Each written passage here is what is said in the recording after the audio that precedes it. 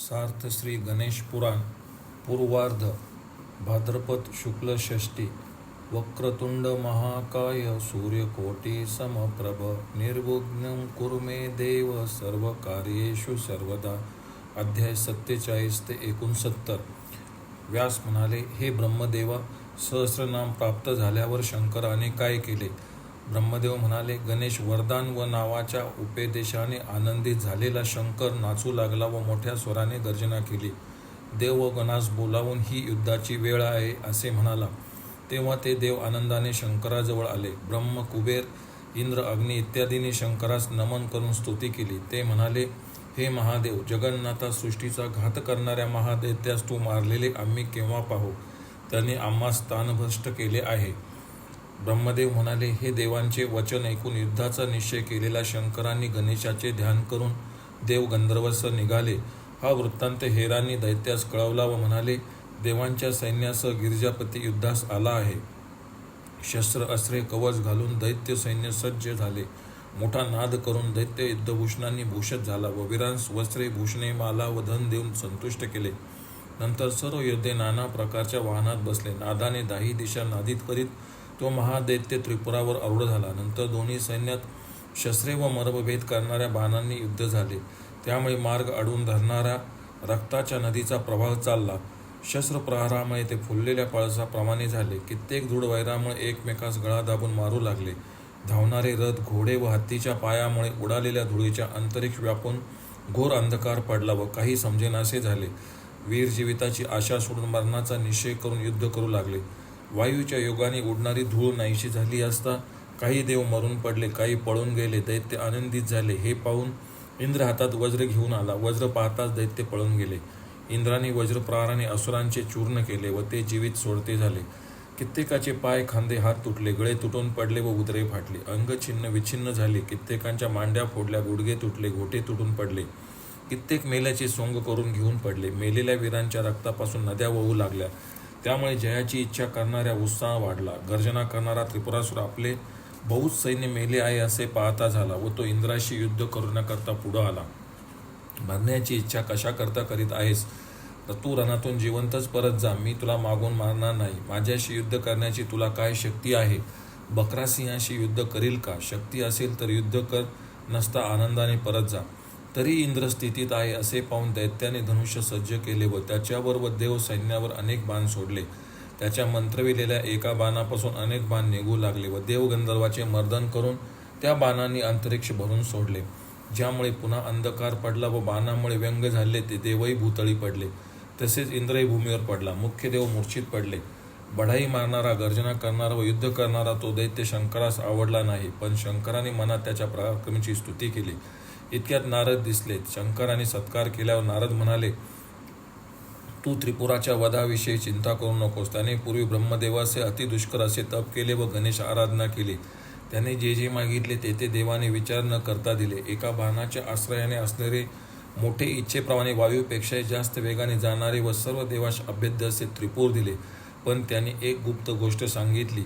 एका बाणाने त्रिपुराचा भेद जो करील त्याच्या हातून मरशील असे बोलून नारद गेले. मूर्छित झालेल्या देवा शंकराने सावध केले व नारद व गजाननाच्या वाक्याचे स्मरण करून दैत्याच्या वधाकरता प्रयत्न करू लागला.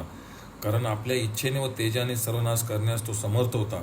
शंकराने ज्या सूर्य व चंद्र ही चाके अशा पृथ्वीरूप रथ धारण केला. ब्रह्मदेवास सारथी केले. हिमालय धनुष्य व विष्णूस बाण करून अश्विनी कुमारांना धुरा केले. नंतर आचमन करून मनाने गणेशाचे चिंतन करून सहस्रनामाचा एकाक्षरी जप केला व धनुष्य मंत्रविले. शंकरांनी जेव्हा विष्णुरूप महाबाणास मंत्रविले तेव्हा धरणी, शेष व वने व पर्वत कापू लागली. सर्व पक्षी भ्रमण करून उडू लागले. शंकराच्या अजगव नामक धनुष्याच्या टनत्काराने देव व मनुष्य बेशुद्ध पडली. त्याने जेव्हा तो बाण सोडला तेव्हा त्याच्या ज्वाला समूहाने आकाश, पाताल व भूमंडल एकदम जळून गेले. ते पाहताच त्रिपुरामध्ये बसलेला तो दैत्य सैन्यासह पळू लागला. पण वेगाने तो बाण त्याच्या मागोमाग आला व त्याने त्रिपुर व दैत्य यास जाळून टाकले. दैत्य, दानव, राक्षस पाहताच दानव असतानाच दैत्याच्या देहातील तेज शंकराच्या तेजात लीन झाले. शंकरांनी मारलेला दैत्य मुक्त झाला अशी आकाशवाणी झाली. देव व शंकराची स्तुती करू लागले. गंधर्व गाऊ लागले. अप्सरा नाचू लागल्या. किन्नर वाद्य वाजू लागले. नारदादी देवर्षी पुष्पवर्षाव करू लागले. उपद्रवरहित झालेले देव शंकरास नमस्कार करून त्यांच्या आज्ञेने स्वस्थळी गेले. मुनी उद्वेगभरित होऊन अनुष्ठानात तत्पर झाले. भूलोकी लोक वेदांगाचा अभ्यास, अग्निहोत्रे, यज्ञदान व व्रते करू लागले. शैल स्कंदादिनीने शंकरास वंदन केले. शंकराने त्या महारथास मोडून जय शब्द वाद्यांचा नाद, देवदुदुंबींचा नाद होत असता कैलासावर गगन केले. तेव्हापासून त्रिपुरारी असे त्याचे स्पष्ट नाव प्रसिद्ध झाले. याप्रमाणे महागणपतीच्या मंत्राचे सामर्थ्य व सहस्रनामाचा प्रभाव सांगितला. हा प्रभाव माझ्या वाचून दुसऱ्या कोणास ठाऊक नव्हता व मीही कोणास आजपर्यंत सांगितला नव्हता. याच्या श्रवण पठणाने सर्व कामनांचे फळ मिळते. व्यास म्हणाले, त्रिपुरासुराचे आख्याने ऐकले तरी जगदंबा पार्वती कोठे होती? ती पुन्हा केव्हा प्रगट झाली? दैत्याचा वध कोणत्या तिथीस झाला हे सर्व सांगावे. ब्रह्मदेव म्हणाले, कार्तिक शुद्ध पौर्णिमेस सायंकाळी तो दैत्य दग्ध झाला. दिवसा झालेल्या युद्धाचे वर्णन पूर्वीच केले. त्या दिवशी सर्व देवांनी देवशत्रूस मारणाऱ्या महादेवाची पूजा केली. म्हणून भूलोकी मनुष्य दीपदान करतात. कार्तिक पौर्णिमेस केलेले स्नान, दान, होमादी बहुत फल देते. त्या तिथीस बाहुला असे म्हणतात. त्या तिथीस त्रिपुरासुराचा उत्सव जे करीत नाही त्यांना कोणत्याही कामात यश येत नाही व त्यांचे पुण्य दग्ध होते. यास्तव त्या पौर्णिमेस प्रातःकाळी जे शंकराची पूजा करतात त्यांचे रात्री घटलेले पाप नष्ट होते. मध्यान्ही पूजा केल्याने जन्मभर केलेली पापे नष्ट होतात. प्रदोषकाळी पूजा केल्याने 7 जन्मातील पाप नष्ट होते. इकडे भयामुळे गुप्त होऊन राहिलेली जगन्माता पार्वती शंकराने राक्षसास मारल्याचे समजतात हिमालयाच्या गुहेतून प्रगट झाली. तिने सिंह, वाघ, मूग इत्यादी प्राण्यांनी भरलेला पर्वतास पाहिले. शंकरास न पाहणाऱ्या तिचे मन विरहामुळे व्याकुल झाले व हे बाबा शंकरा असे म्हणून विलाप करू लागली. हे सदाशिवा, तू सर्वज्ञ असूनही मी या घोर अरण्यात एकटीच आहे. हरिणीप्रमाणे आक्रोश करीत आहेत हे कसे जाणीत नाहीस? मला तुझे दर्शन केव्हा होईल? मला तू का विसरलास? मी जीवन धारण करण्यास व तुझा विरह सहन करण्यास समर्थ नाही. हे पित्या, तू तरी कोठे आहेस? माझा आक्रोश तुला ऐकू येत नाही का? तुझ वाचून मी कोणास शरण जाऊ? मी काय करू? पुनर्पी माझा शंकराचा आणि कल्याणाचा संयोग करून दे. जणू मी तुझ्या उदरातून पुन्हा उत्पन्न झाले आहे असे जाण. या शंकरास त्वरित वर म्हणून पाहत नसता मी या उंच कड्यावरून कडेलोट करून घेईल. ब्रह्मदेव म्हणाले, हा आक्रोश ऐकून कोणी धीवर नावाचा कोळी हिमालयाकडे जाऊ म्हणाला. कोणी एक सुंदर तरुण स्त्री जी सर्व अलंकारांनी भूषित, कानात कुंडली, मस्तकावर रत्नांचा मुकुट, ललाटावर चौकोनी व 16 मोत्यांनी सुशोभित फूल, सोने व रत्ने यांनी युक्त अशा मोत्याच्या सरात ओन भांगामध्ये अडकवले आहे. नाकामध्ये सोन्याची मोती, बाहुभूषणे, हातात कंगणे, प्रत्येक अंगुली सुवर्णरत्ने, मोत्यांच्या माळा, रेशमी वस्त्र, कटीमध्ये सुवर्ण व रत्नयुक्त कांची, पायात सोन्याचे तोडे, नुपुरे व पायांच्या अंगुलीमध्ये भूषणे असलेली सर्वांग सुंदर स्त्री विवल होऊन रडत आहे. मी तिला प्रश्न केला पण तिने उत्तर दिले नाही. ती तुझे नाव घेत आहे. हे ऐकताच हिमालय कन्येकडे त्वरेने गेला. तिचे सांत्वन करून तो म्हणाला, हे माहेश्वरी, तू सृष्टी, स्थिती, प्रलय यांचे कारण आहेस. सर्व उत्तम लक्षणांनी संपूर्ण आहेस. शक्तियुक्त, निष्पाप, सर्व समर्थ, सर्व काम प्राप्त असलेली, सर्व प्राण्यांच्या अंतर्गत असतेस. वस्तुतः तुझा सर्वांतर्यामिनीचा शंकराशी वियोग झालेला नाही तरी सुद्धा मी शंकराशी तुझा सहयोग करून देतो. उठ असे म्हणून तिला बरोबर घेऊन हिमालय आपल्या मंदिरात आला. मातेस पाहून पार्वतीस आनंद झाला. शांत तरी शंकरास पाहण्यास उत्सुक अशी ती पित्यास म्हणाली, मला उपाय सांगा. व्रतदान, तप यापैकी शंकराच्या प्राप्तीकरता जे सांगाल ते करेल. तेव्हा विचार करून त्वरित कार्यसिद्धी करणारा उपाय हिमालयाने सांगितला. तो म्हणाला, हे पार्वती ऐक. तू धर्म, अर्थ, काम, मोक्ष देणाऱ्या विघ्नराजाच्या उपासनेचे अनुष्ठान इंद्रदेव व नारदादिकांनी केले व इंद्रादी रूप सिद्धी मिळवल्या. ब्रह्मदेवास सृष्टीचे सामर्थ्य, विष्णूस रक्षण, शंकरास संहार करण्याचे सामर्थ्य दिलेस. सर्व विघ्नांचे हरण करून शेषास पृथ्वी धारण करण्याचे सामर्थ्य गजाननेच दिले. त्याचे स्वरूप ब्रह्मादिक देव व मुनी जाणत नाही. जो वाणीस व मनास अगोचर तो ईश्वर गजाननच्या रूपाने दिसल्यासारखा आहे. यास्तर सर्व कर्मारंभी त्यानेच या रूपाची पूजा केली जाते. मी सांगितलेल्या मार्गानेच तू सर्वेश्वराची उपासना कर. पार्वती म्हणाली, हे पिताजी, सर्वेश्वर व जगाचा गुरु असा गणेश त्याची उपासना सांगा. त्यामुळे मी शिवाजवळ जाऊन कल्याणास प्राप्त होईल व मृत्यूलोकावर हे उपकार होतील. हिमवान म्हणाला, हे देवी, तुझ्या स्नेहामुळे व लोकांवर उपकार करण्याकरता हे रहस्य सांगतो. एकाग्र मनाने ऐक. पहाटे उठून नैऋत्य दिशेस जावे. लाकडे व गवत यांनी भूमी आच्छादन करून तेथे मूत्र व विष्ठा यांचे विसर्जन करावे. धान्य असलेली शेताची भूमी सोडावी. उभ्याने किंवा चालता चालता हे करू नये. दात व जीभ घासून स्नानादी करतात नदी तलावाधिकार जावे. प्रथम मलस्नान, नंतर मंत्रस्नान करावे. मृत्तिका, चंदन, कुंकू यांनी तिलक करावा. धूत वस्त्र नेसून आसनावर बसून एकाग्र मनाने नित्यकर्म करावे. खडे नसलेली शुद्ध माती, वारुळाची नसलेली घेऊन पाणी घालून मळावे, तिच्यापासून सुंदर 4 हातात आयुधे घेतलेली मूर्ती करून पीठावर ठेवावी. नंतर पूजाद्रव्य संपादन करावे. अष्टगंध, लाल फुले, दुर्वा, तेल व तुपाचा दिवा, नैवेद्य ज्यात मोदक, अनरसे, लाडू, खीर, बारीक तांदळाचा भात, चटण्या, भाज्या इत्यादी असाव्यात. नंतर वेलदोड, लवंग, केशर असलेला विडा, फळे, नारळ, आरतीचे साहित्य, सोन्याची व वस्त्र दक्षिणा द्यावी. असे साहित्य जमून एकांती कुशाजीनाच्या आसनावर बसावे. भूतशुद्धी व पान प्रतिष्ठा करावी. नमस्कार करावा. पूजाद्रव्ये मार्जनाने स्वच्छ करावीत.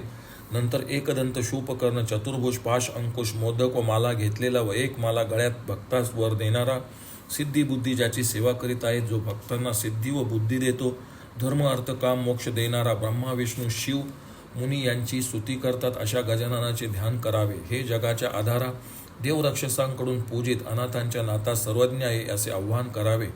रत्न व सुवर्णाचे सिंहासन तुला देतो, त्यावर बैस. सर्व तीर्थातून आणलेले व गंध, पुष्प, अक्षरा असलेले पाद्य मी देतो. प्रवाळ, मोहते, रत्ने, तांबूल असलेले अर्घ्य घे. गंगादी तीर्थापासून प्रार्थना करून आणलेले जल ज्यात कापूर, वेलदोडे, लवंग घालून सुवासित केले आहे म्हणून घे. चाफा, अशोधकांच्या योगाने सुवासिक केलेले स्निग्ध तेल घे. कामधेनूपासून उत्पन्न झालेले सर्वांचे जीवन पवित्र यज्ञाचे साधन असे दूध मी स्नानाकरता अर्पण करतो. गायीच्या दुधापासून झालेले व सर्वप्रिय असे दही आणले आहे, ते स्नानाकरता घे. लोण्याचे, सर्वांच्या संतोषाचे कारण, यज्ञाचे साधन व देवांचा आहार असे तूप स्नानाकरता घे. पुष्पातील मधापासून झालेला, सर्व प्रकारचे तेज वाढविणारा, पुष्टी देणारा मध स्नानाकरता घे. उसाच्या रसापासून झालेली सुंदर व मलनाशक साखर स्नानाकरता घे. माधुर्याचे कारण, गोड, प्रिय कर, पुष्टी देणारा उसाच्या रसापासून तयार झालेला गूळ घे व स्नान कर. काशाच्या भांड्यात दही व मधाचा मधुपर्क आणला आहे, तो घे. सर्व तीर्थापासून आणलेले सुवासिक उदक स्नानाकरता घे.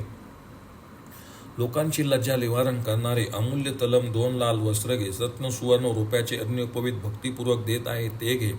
रत्न व सोन्याचे दागिने तुझ्या आज्ञेने देत आहे, ते घे. अष्टगंधयुक्त रक्तचंदन ललाटादी 12 स्थानी लावतो. शोभेकरता लाल अक्षदा अर्पण करीत आहे. लाल कमल, जाई, मोगरादी फुले मी देत आहे. सुगंधी, पापनाशक, गुगळ व धूप अर्पण करीत आहे, ते घे. हे सर्वज्ञ, अंधकाराचा नाश करणाऱ्या मंगल दीप घे. तुला नमस्कार असो. भोजनाकरता पक्वान्ने, खीर, भाज्या, चटण्या, साळीचा भात, दही, तूप, दूध, कडबू, वडे, राजगिरे, ताकासह मेथीचे चूर्ण, हिंग, जिरे, कोळा, मिरच्या व उडीद यांच्या पिठाचे शिजवलेले व भाजलेले वडे, मोदक, अनारसे, लाडू, कानवले, मांडे, पापड असे पदार्थ व हळद, हिंग, मीठ घालून तयार केले वरण तू घे व भोजन कर. नंतर तृप्ती करणारे सुगंध उदक पी.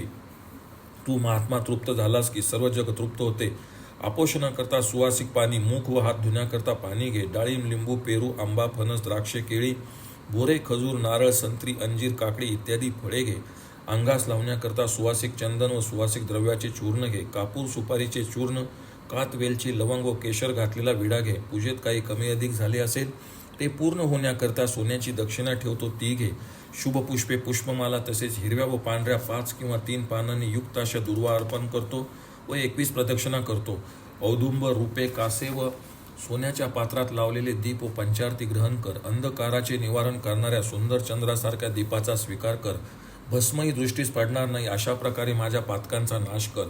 अशा संकल्पाने सर्व उपचार समर्पण करून स्थिर मनाने नाना प्रकारची स्तोत्रे, सूक्त, सहस्रनामाने देवाची स्तुती करावी. ही दिनांच्या नायका, दयानिधे, देव समुदायांनी सेवा करीत असलेल्या देवा, ब्राह्मण, ब्रह्मा, विष्णू, महेश, गिरिजा, गंधर्व, सिद्ध तुझी स्तुती करतात. सर्व अरिष्ट निवारण करण्यामध्ये तू निपुण आहेस.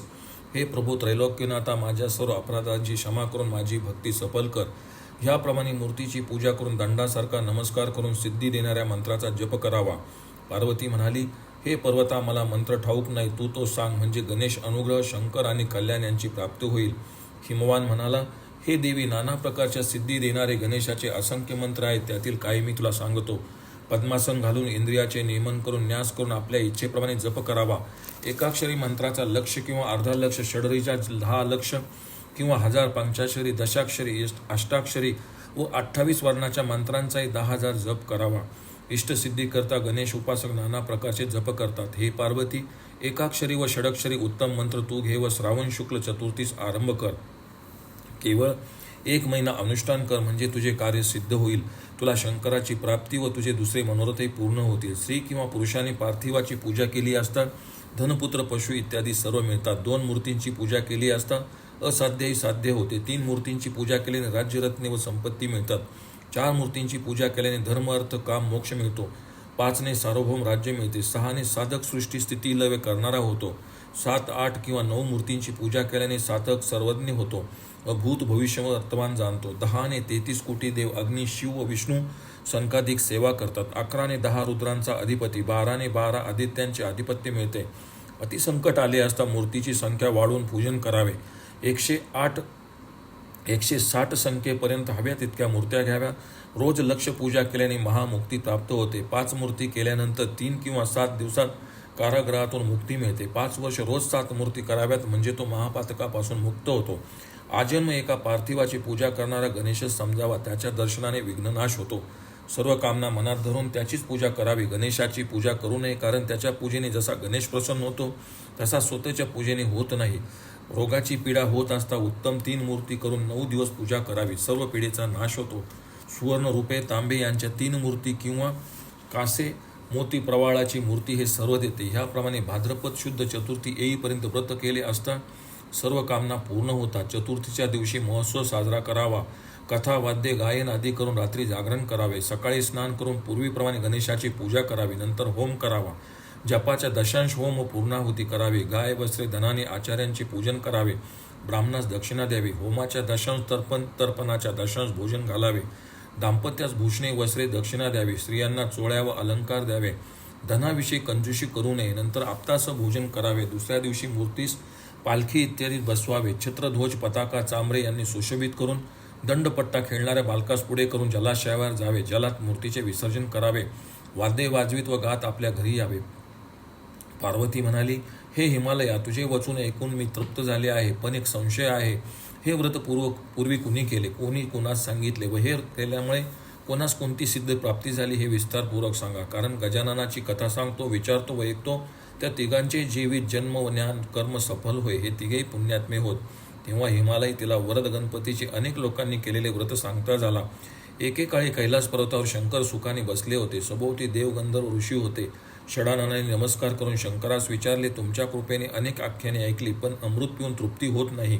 तसे झाले आहे, तेव्हा सर्व अर्थ व सिद्धी देणारे एखादे व्रत सांगा. शंकर म्हणाले, सर्व लोकांस हितकारक असा चांगला प्रश्न केलास. भूलोकी महासिद्धी देणारे, विनायकास प्रिय व पुरुषार्थ सिद्ध करून देणारे उत्तम व्रत सांगतो. यज्ञ, दान, जप, होम इत्यादी वाचून सर्व सिद्धी देणारे, पुत्रपौत्राची वृद्धी करणारे हे अति मोठे व्रत राजपुत्र व मंत्र्यास व त्वरित वश करते. या व्रताच्या प्रभावाने मानव अनेक जन्मातील संचित महापातके व उपपातकापासून मुक्त होतो व सर्व सिद्धी मिळवतो. यासारखे गणेशास प्रीती देणारे दुसरे व्रत पृथ्वीवर नाही. स्कंदाने विचारले, बाबा, हे अतिउत्तम व्रत कोणत्या महिन्यात येते, याचे विधान कसे आहे, पूर्वी हे व्रत कोणी केले हे सर्व सांगा.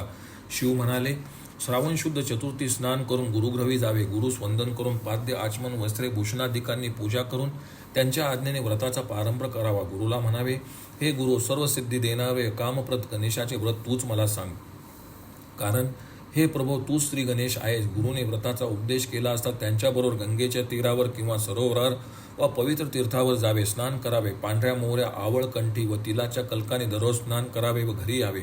शुद्ध आसनावर बसून गणेशाचे पूजन करावे व गुरुने सांगितलेल्या मार्गाने व्रताचे अनुष्ठान करावे. श्रावण चतुर्थीस मातीची गणपतीची मूर्ती करून तिची भाद्रपद शुद्ध चतुर्थीपर्यंत रोज पूजा करावी. ब्रह्मचर्य, उपवास, एकभुक्त, नक्त किंवा आयाचित यांच्या योगाने व्रत करावे. किंवा दिवसाच्या चौथ्या भागात शांत मनाने हविष्यान्न खावे. मिठा वाचून मधुर भोजन करून व्रत आचरावे. गणेशाच्या षडक्षरी 2, 4 व त्याचप्रमाणे एकाक्षरी विद्येचाही जप करावा. 10 अक्षरी 12 अक्षरी मंत्राचा 10 लक्ष किंवा 10,000 जप करावा. जपाचा अर्धा किंवा पाव किंवा दशांशप्रमाणे होम करावा. आळस सोडून रात्रंदिवस गजाननाचे ध्यान करावे. पुढे भाद्रपद शुद्ध चतुर्थीस 1 पल म्हणजे 40 गुंजा किंवा अर्धा वा पाव पलाची सोन्याची गजाननाची मूर्ती मोरावर किंवा उंदरावर बसलेली करावी. तेथे लहान मंडपी करून धान्याची रास करावी. त्याच्यावर सोने, रुपे किंवा तांब्याचे पात्र ठेवावे. नंतर 5 पल्लव व 5 रत्ने यांनी युक्त अशा पात्रासह कलशास 2 वस्त्रांनी झाकावे. प्रथम पीठपूजा करावे. मूलमंत्र व वेदोक्त मंत्रांनी प्रभूची स्थापना करावी. गजाननाचे ध्यान, आवाहन, आसन, पाद्य, आचमन, रत्निक्त अर्ध, पंचामृत स्नान व सुवासिक पाण्याने अभिषेक करावा. 2 लाल वस्त्रे व यज्ञोपवीत अर्पण करावे. अनेक प्रकारची भूषणे, गंध, अक्षरा, धूप, नैवेद्य ज्यात वडे, अनरसे, लाडू, भात, खीर, तोंडी लावण्याच्या योगाने भोजन घालावे. हातास लावण्याकरता उठणे, फल, तांबूल, सुवर्णदक्षिणा, छत्र, पंखा, चवऱ्या, निरांजन, मंत्रपुष्प अर्पण करून स्तोत्रे, सहस्रनाम म्हणावे व ब्राह्मणाची पूजा करावे. रात्री गायन, नृत्यादींनी जागरण करावे. सकाळी स्नान करून नित्यविधी करावा व पूजा करून नाना प्रकारच्या द्रव्यांनी हवन करावे. आचार्यांचे पूजन करावे. गुरुस गाय, भूमी, तिल, सोने द्यावे व अन्य ब्राह्मणास दक्षिणा द्यावी. नंतर 108 किंवा अधिक निदान 21 ब्राह्मणास तरी भोजन द्यावे. दीन, अंध, कृपण यांना खिरीसह भोजन देऊन ब्राह्मणाचे आशीर्वाद घ्यावे. नंतर मिश्र व बांधवासह मौन करून भोजन करावे. शंकर म्हणतात, ह्याप्रमाणे वरद गणपतीचे व्रत मनुष्यास भोग, मुक्ती व सर्व कामनांचे फल देणारे आहे. याविषयीचा जुना इतिहास सांगतो. पूर्वी कंदर्प नावाचा एक धार्मिक राजा होता. तो समुद्रवलयांकित पृथ्वीचा राजा होता. त्याच्या गुणावर लुब्ध होऊन देव त्याच्या सभेत नित्य बसलेले असत. एकेवेळी दैवयोगाने भृगुमुनी राजाकडे आले. तेव्हा राजा आसनावरून उठला व भृगुश्रेष्ठ आसनावर बसून गुरुप्रमाणे त्यांची पूजा केली. राजाने समर्पण केलेले पदार्थ भक्षण करून स्वस्थ बसलेला मुनीस राजा म्हणाला, हे सर्वतज्ञ भगवान, मी पूर्वजन्मी कोण होतो? कशामुळे मला हे निष्कंटक राज्य प्राप्त झाले? मी कोणते पुण्य केले होते? खरोखर असे वैभव पूर्वी कोणत्या राजास प्राप्त झाले नव्हते व यापुढे कोणास प्राप्त होणार नाही? देव, गंधर्व, सर्प, राक्षस यासही पूज्य आहे. कुबेरासारखी संपत्ती आहे. त्रैलोक्यात जे जे उत्तम ते ते मजजवळ आहे. ज्या पदार्थाची इच्छा करतो तो पदार्थ घरी पाहतो. हे सर्व कोणत्या कर्मामुळे प्राप्त झाले? तसे पुण्य करण्याची मी इच्छा करीत आहे. भृगू म्हणाले, भक्तीच्या बलाने मी ते सांगतो. पूर्वजन्मी तू दुर्बल व पवित्र क्षत्रिय होतास. तू कुटुंब पोषणाकरता अनेक कर्म केलीस, पण कोणतेही कर्म सफल होत नसे. स्त्री व पुत्रांच्या निष्ठुर वाक्याने दुःखी होऊन त्यांना न विचारताच गहन वनात गेलास. तेथे सौभरी मुनीचे दर्शन झाले. ते सिद्धासनावर बसले होते. श्रेष्ठ मुनी त्यांची सेवा करीत होते. दुःखाचा नाश करणारी महाविद्या ते शिष्यास सांगत होते. त्यांना पाहून तू भूमीवर दंडासारखा पडलास. त्यांनी तुझे अभिनंदन केले. मुनीने दाखवलेल्या आसनावर तू बसलास व आदराने सौभरीस प्रश्न केलास, हे स्वामीन, मी संसार दुःखाने बहुत क्लेशयुक्त झालो आहे. स्त्री, मुले, सुहृद हृदय मला कठोर बोलले, पण त्यांच्याविषयी माझे मन विरक्त होत नाही. शीत, उष्ण, तहान, भुकेमुळे मी पीडित झालो आहे. या दुःख सागरातून तारणारा उपाय सांगा. सौभरी विचार करू लागले. सर्व पापातून मुक्त करणारा उपाय सांगितला. ते म्हणाले, मी आता सांगतो ते निश्चित मनाने एक व व्रत कर. याच्या केवळ अनुष्ठानाने सर्व दुःखांचा नाश होईल. हे पूर्वी ब्राह्मण, क्षत्रिय, वैश्य व ब्रह्मर्षींनी केले व ते पापमुक्त होऊन उत्तम सिद्धीस प्राप्त झाले. धर्म, अर्थ, काम, मोक्ष देणारे हे व्रत आहे. क्षत्रियाने विचारले, हा गणेश कोण? तो कोणत्या शिलाचा, कोणत्या स्वरूपाचा व स्वभावाचा आहे? त्याचे कर्म व तो कसा उत्पन्न झाला हे कृपा करून सांगा. ऋषी म्हणतात, नित्यशुद्ध, शोकरहित, ज्ञानस्वरूप, आदिमध्ये अंतरहित असे जे अपार ब्रह्म तोच गणाधीप होय. त्याच्यापासून ओंकाराची उत्पत्ती व वेद निघाले. त्याने हे जगत निर्माण केले व व्यापून टाकले.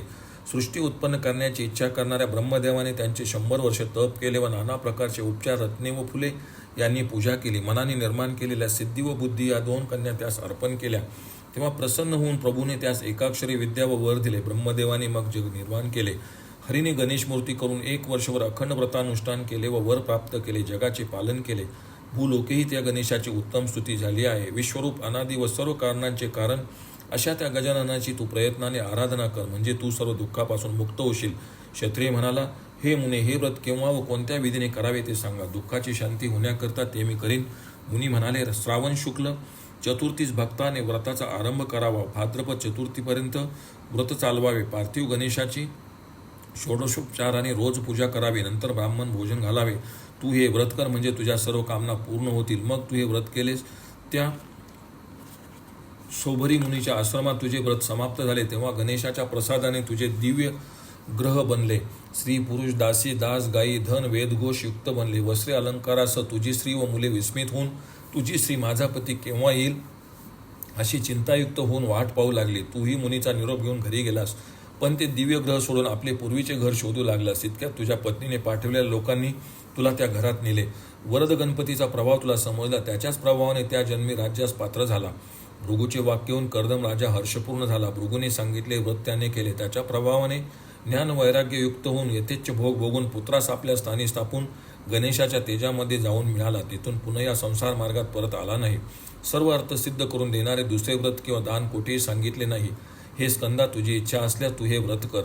हे व्रत देव, दानव, गंधर्व, ऋषी, मनुष्यांनी व नळराजाने, इंदुमतीने व राजा चंद्रागंधानेही केले व सर्व कामना पूर्ण होऊन गणपतीच्या पदास प्राप्त झाले. हिमालय म्हणतो, याप्रमाणे इतिहासासह हे मोठे व्रत तुला मी सांगितले. व्रत गणेशाचे मनाने ध्यान करून तू हे व्रत कर, म्हणजे तुला शंकराची प्राप्ती होईल. प्रेमामुळे मी हे तुला सांगितले. दुसऱ्या कोणासही हे सांगू नको. पार्वती म्हणाली, नल कोण होता? त्याने हे व्रत कशा करता केले हे सांगा. कथानक ऐकताना माझे मन विश्रांतीप्रत पावत आहे. हिमालय म्हणाला, पूर्वी निषद देशामध्ये नल नावाचा महाराजा होता. तो मुनी, ब्राह्मण हित करणारा, शूर, दाता व मानी व धनी होता. त्याच्याजवळ रथ, घोडे, धनुष्य, बाण, कवचयुक्त सैन्य होते. सर्व अस्त्रे स्वाधीन करून ठेवणारा तो देवास पूज्य, त्रैलोक्यात गमन करणारा पवित्र राजा होता. त्याच्या गुणांचे वर्णन शेषही करू शकत नव्हता. त्याचे घोडे, हत्ती, रथ व धनुष्य धारण करणाऱ्या व अग्नी अस्त्रे धारण करणाऱ्या वीरांची संख्या मोजता येत नसे. त्याला इंद्रादी दिग्पाल कापत असत. याची पत्नी दमयंती सौंदर्याची आगरच होती. सर्व सुंदर पदार्थांचे दमन करून त्यातील सारासार घेऊन ब्रह्मदेवाने तिला निर्माण केले होते, म्हणून ती दमयंती म्हणून प्रसिद्ध झाली. अलंकार, मणी, कंठातील मोते यांनी ती झळकत होती. सद्गुणी व सुशोभित दमयंतीस त्रैलोक्यातील स्त्रियांची सुंदरता प्राप्त झाली होती. नलाचा प्रधान हस्त पद्म पराक्रमी, बृहस्पतीप्रमाणे बुद्धिमान, अंगीकारासारखा नीतिमान व समुद्रासारखा गंभीर होता. एकदा नल राजा मंडपात राजसमुदायामध्ये बसला होता. त्याच्या समोर सुंदर अप्सरा नाचत होत्या, भाट स्तुती करत होते. इतक्यात राजाकडे गौतम मुनी आलेत. राजाने आदराने त्यास आपल्या आसनावर बसविले, भक्तीने पूजा केली व विचारले, नल, तुझ्या दर्शनाने मी कृतकृत्य झालो. माझा जन्म, माता, पिता, कुल सफल झाले. आपल्या आगमनाचे कारण सांगा. गौतम म्हणाले, राजा, तुझे वैभव पाहण्याची इच्छा होती. स्वर्गातील देव, इंद्र, ब्रह्मा, विष्णू, महेश तुझ मर्तलोकी राहणाऱ्यांची स्तुती करतात. तू धन्य आहेस. तुझी ही पूजा व वैभव पाहून नित्य तृप्त असणारा मी तृप्त झालो. आता आश्रमात जाण्याची परवानगी दे. राजा म्हणाला, आपण वेदांगे शास्त्रे जाणणारे आहात, म्हणून एक क्षणभर थांबून माझा संशय घालवा. मुनी म्हणाले, स्नेहभावामुळे मी येथे स्थित आहे, कारण तुझी आज्ञा हत्ती, राजे व देवही मुळीत नसतात. राजा म्हणाला, माझे वैभव पाहून मलाच आश्चर्य वाटते. कोणते पुण्य किंवा तपामुळे हे प्राप्त झाले आहे? पूर्वजन्मी मी कोण होतो हे सांगा. मुनिवर म्हणाले, गौड देशापलीकडील पिपल नगरात तू पूर्वी दरिद्री, ज्ञानवान, पवित्र क्षत्रिय होतास. तुला स्त्री, मुले व आप्त कठोर बोलत असत. एके रात्री कोणालाही न विचारता तू गुहन वनात गेलास. तेथे वृक्षवेली, सिंह, वाघादी प्राणी व सरोवरे होती. वनात भटकत असताना तुला कौशिकाचा आश्रम दिसला. भक्तिभावाने तू मुनीस प्रणाम केला. तेव्हा दीनवानात यावर दया करणाऱ्या कौशिकाने तुला उठून तू दुःखी आहेस असे जाणून माझ्या देवादिदेव गजानन तुझे कल्याण करील असा आशीर्वाद ऐकून तुला आनंद झाला. तू विचारलेस सर्व काम देणारा, दारिद्र्यनाशक, भोग मोक्ष देणारा उपाय सांगा. कौशिक म्हणाले, गणेश आराधन कर. गणेशाचे 1 महिनाभर व्रत कर. गणेशाची मृत्तिकेची सुंदर मूर्ती करून विधीपूर्वक पूजा कर. महिनाभर रोज रोज कथानक ऐक, त्यामुळे तुला सिद्धी प्राप्त होईल. तेव्हा क्षत्रिय म्हणाला, मला गजाननाचे ज्ञान नाही, मला त्याचे स्वरूप सांगा, म्हणजे त्याला जाणून मी त्याचे व्रत करील. तेव्हा कौशिकाने अनिर्वाच्य व परब्रह्म स्वरूप गणेशाची स्वरूपे सांगितली व सांगितले की, जो सर्व लोकांचा पिता, माता, कर्ता, जगद्गुरु, इंद्र, ब्रह्मा, विष्णू, महेशांचे ध्येय तोच गजानन होय. तेव्हा मुनीस नमस्कार करून त्याची आज्ञा घेऊन तू आपल्या मंदिरी गेलास. श्रावण शुद्ध चतुर्थीस मातीची मूर्ती करून व्रतारंभ केलास. बोलताना, मौन असताना, जाते समय, झोपताना, भोजन करताना गजाननाचे करून उत्तम सिद्धी पावलास. व्रतप्रभावामुळे तुला हत्ती, रथ, घोडे, गायी, द्रव्य, दास, दासी मिळाले.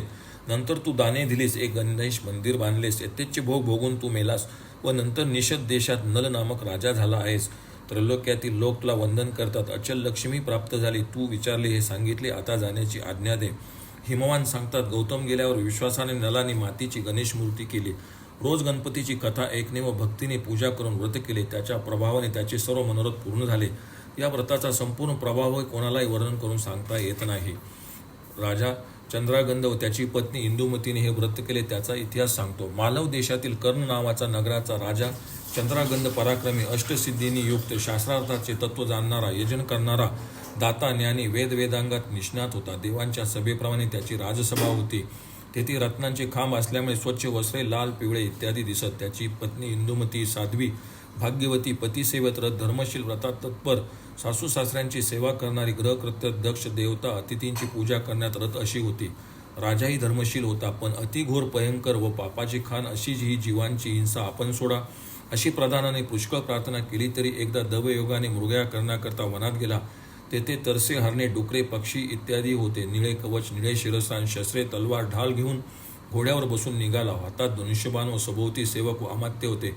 हरणे, डुकरे मारित असलेला तो राक्षसांच्या दृष्टीस पडला. हिवताप आल्याप्रमाणे राक्षसास पाहून तो कापू लागला. दरीप्रमाणे मुखे, खड्याप्रमाणे डोळे, मुखे पसरून आकाशात स्पर्श करीत आहेत की काय अशा राक्षसास पाहताच वीर व सेवक पळून गेले. पळता पळता कित्येक मेले, कित्येक मूर्छित झाले. त्यांच्यातील एक क्रूर राक्षसी त्या मदनाहून सुंदर असलेला राजास पाहून काम मोहित झाली. त्यास आलिंगन देऊन तिने त्यास मोहित केले. सेवक प्रधानांचे तुकडे करून तिने त्यास भक्षण केले. इतक्यात राजा पळून गेला व एका सरोवरात बुडून राहिला. त्यामुळे राक्षसीने त्यास पाहिले नाही, पण नागकन्याने त्यास धरून पाताळातील मंदिरात नेले. वस्त्रे, अलंकार, भूषणांनी त्यास भूषित केले. तू कोठून आलास, कोणाचा कोण, तुझे नाव काय असे विचारू लागल्या. राजा म्हणाला, मी हेमागंधांचा पुत्र चंद्रागंध आहे. मालव देशातील कर्णनगर माझे घर आहे. राक्षसीच्या भीतीने त्रस्त होऊन मी या उदकात आलो. तुम्ही मला येथे आणलेत. मुग्यासक्त माझ्या लोकांस राक्षसांनी खाऊन टाकले, पण सरोवरातील उदकाच्या कृपेने मी जिवंत राहिलो. त्या पुन्हा राजास म्हणाल्या, तू आमचा पती हो, म्हणजे तुझे सर्वही प्रिय सिद्ध होईल.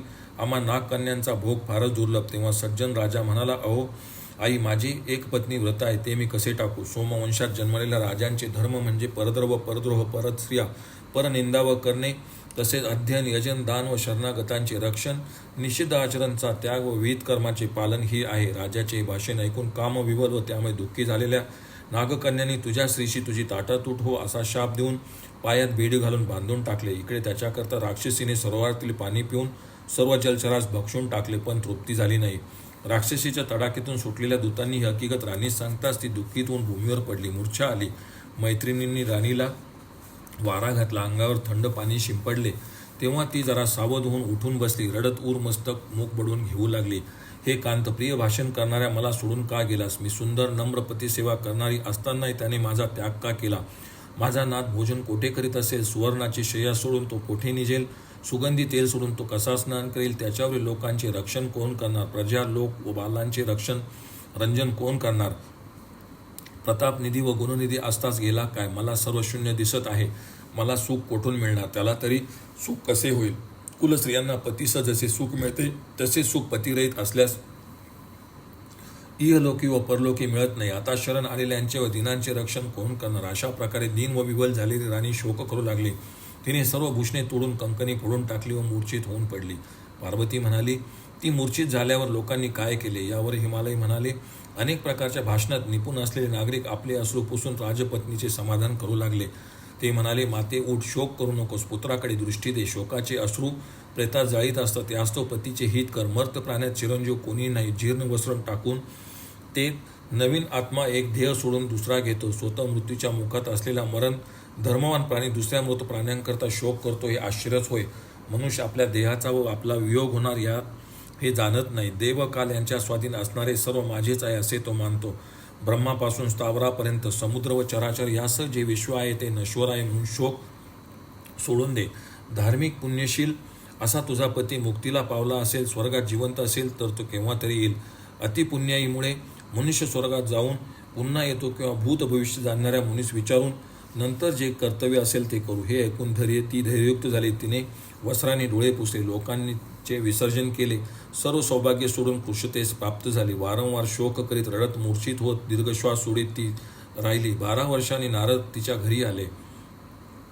त्यास पाहून पतीचे कृत्य सांगून ती विलाप करू लागली. झालेले दुःख त्यास सांगितले. तिचा शोक ऐकून तिला आनंदित करीत मुनी म्हणाले, तुझा पती कोठेतरी आहे, शोक करू नकोस. तू आपले मस्तक काळ्या वस्त्राने झाकून ठेव. कानात कर्णभूषणे, हातात कंकणी, गळ्यात मंगळसूत्र घाल, कपाळावर कुंकू लाव. सत्य भाषण करणाऱ्या मुनीच्या वाक्याने तिला विश्वास आला व हर्ष झाला. तत्काल सर्व आणून ती मुनीच्या म्हणण्याप्रमाणे करू लागली. ब्राह्मणास बोलावून अगोदर नारदाचे व नंतर त्यांचे पूजन केले. अनेक दाने दिली. हर्षवाद्य वाजून घरोघर साखर पाठविली. वस्त्र व विडे देऊन लोकांस आज्ञा दिली की नारद मुनीस आदराने प्रणाम करून तिने पतीच्या प्राप्तीचा उपाय विचारला. त्यावर ती म्हणाली, माझा पती कोठे आहे? तो कसा राहत आहे? याचे दर्शन कसे होईल? कृपा करून उपाय सांगा. साध्य असे व्रतही दान तप मी करील. नारद म्हणाले, एक श्रेष्ठ व्रत थोडक्यात सांगतो. श्रावण शुद्ध चतुर्थीस त्याचा प्रारंभ करावा. सकाळी दात घासून नदी, तळे किंवा विहिरीवर संकल्पपूर्वक स्नान करावे. शुभ वस्त्रे नेसून घरी गणेशाची मनोहर चतुर्भुज मातीची मूर्ती कर. षोडशोपचारांनी स्थिर चित्ताने त्याची पूजा कर. एकान्न भक्षण किंवा एकभुक्त अवश्य करावे किंवा भाद्रपद शुक्ल चतुर्थीपर्यंत उपोषण कर. गायन, वाद्य, नृत्य, ब्राह्मण भोजनाच्या योग्य महोत्सव कर. असे व्रतकर म्हणजे पाताललोकी नागकन्यांनी अडकून ठेवलेल्या व त्यामुळे जीवत असलेल्या तुझ्या पतीशी संयोग होईल हे समज, अन्यथा नव्हे. असे बोलून मुनी गेले. श्रावण महिन्यात तिने व्रतारंभ केला. गणेश मूर्ती करून सुंदर पूजा केली. गंधवस्त्री, फुले, नैवेद्य फले, सुवर्ण दीप, पुष्पांजली, प्रदक्षिणा, नमस्कार, स्तुती, नामस्मरण, ध्यान, गायन, वाद्य, नृत्य, ब्राह्मण भोजन यांच्या योगाने तिने त्या प्रभू संतुष्ट केले. नारदाच्या सांगण्यावरून श्रावण शुक्ल चतुर्थी ते भाद्रपद शुद्ध चतुर्थीपर्यंत हरवलेल्या पतीची प्राप्ती व्हावी म्हणून एक पल प्रमाण दूध पिऊन हे उत्तम व्रत केले. हिमवान म्हणाले, इंदुमतीचे व्रत समाप्त झाले असता गणपतीच्या प्रसादामुळे पातालातील नागकन्यांची मती पालटली. त्यांनी राजाला सरोवरातून मुक्त केले व अलंकार व वस्त्रे धन दिले. त्यांचे पूजन करून मनाप्रमाणे वेग असलेला घोडा त्यास देऊन त्याला पाठवले. सरोवरातून बाहेर आला. एका मोठ्या वृक्षास घोडा बांधून सरोवरात स्नान करीत असता नागरिकांनी त्यास पाहिले व नमस्कार करून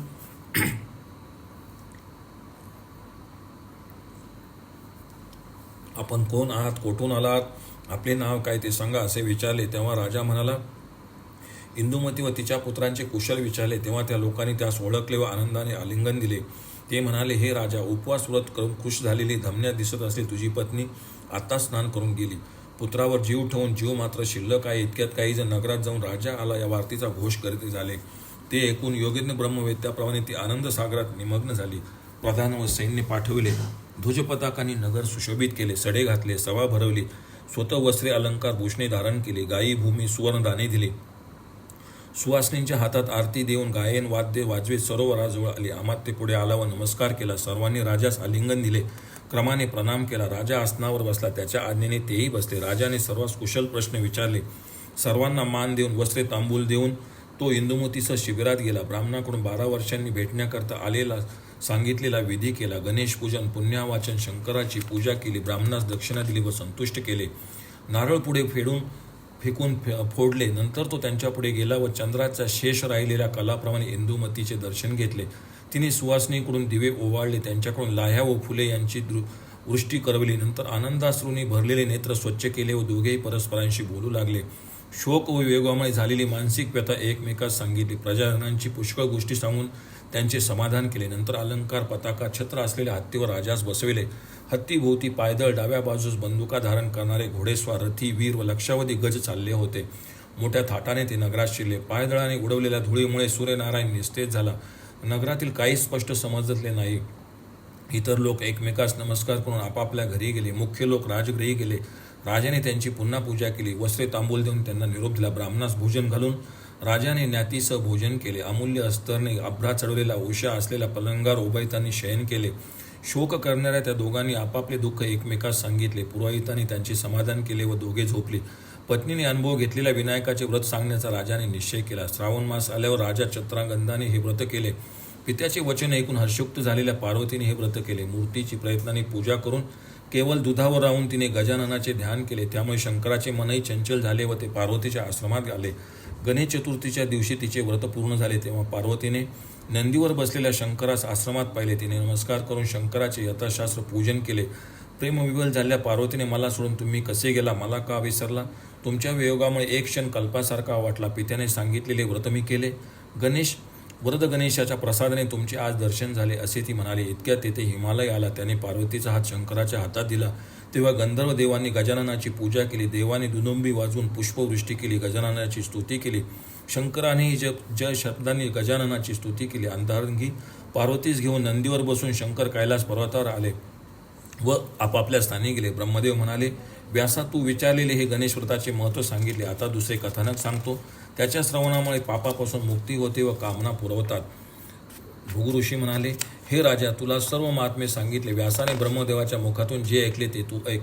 सोमकांत म्हणाला, मला ते सांगा, कारण माझी तृप्ती होत नाही. भृगु म्हणतात, व्यास आदराने ब्रह्मदेवास विचारू लागले. ब्रह्मदेव आदराने सांगू लागले.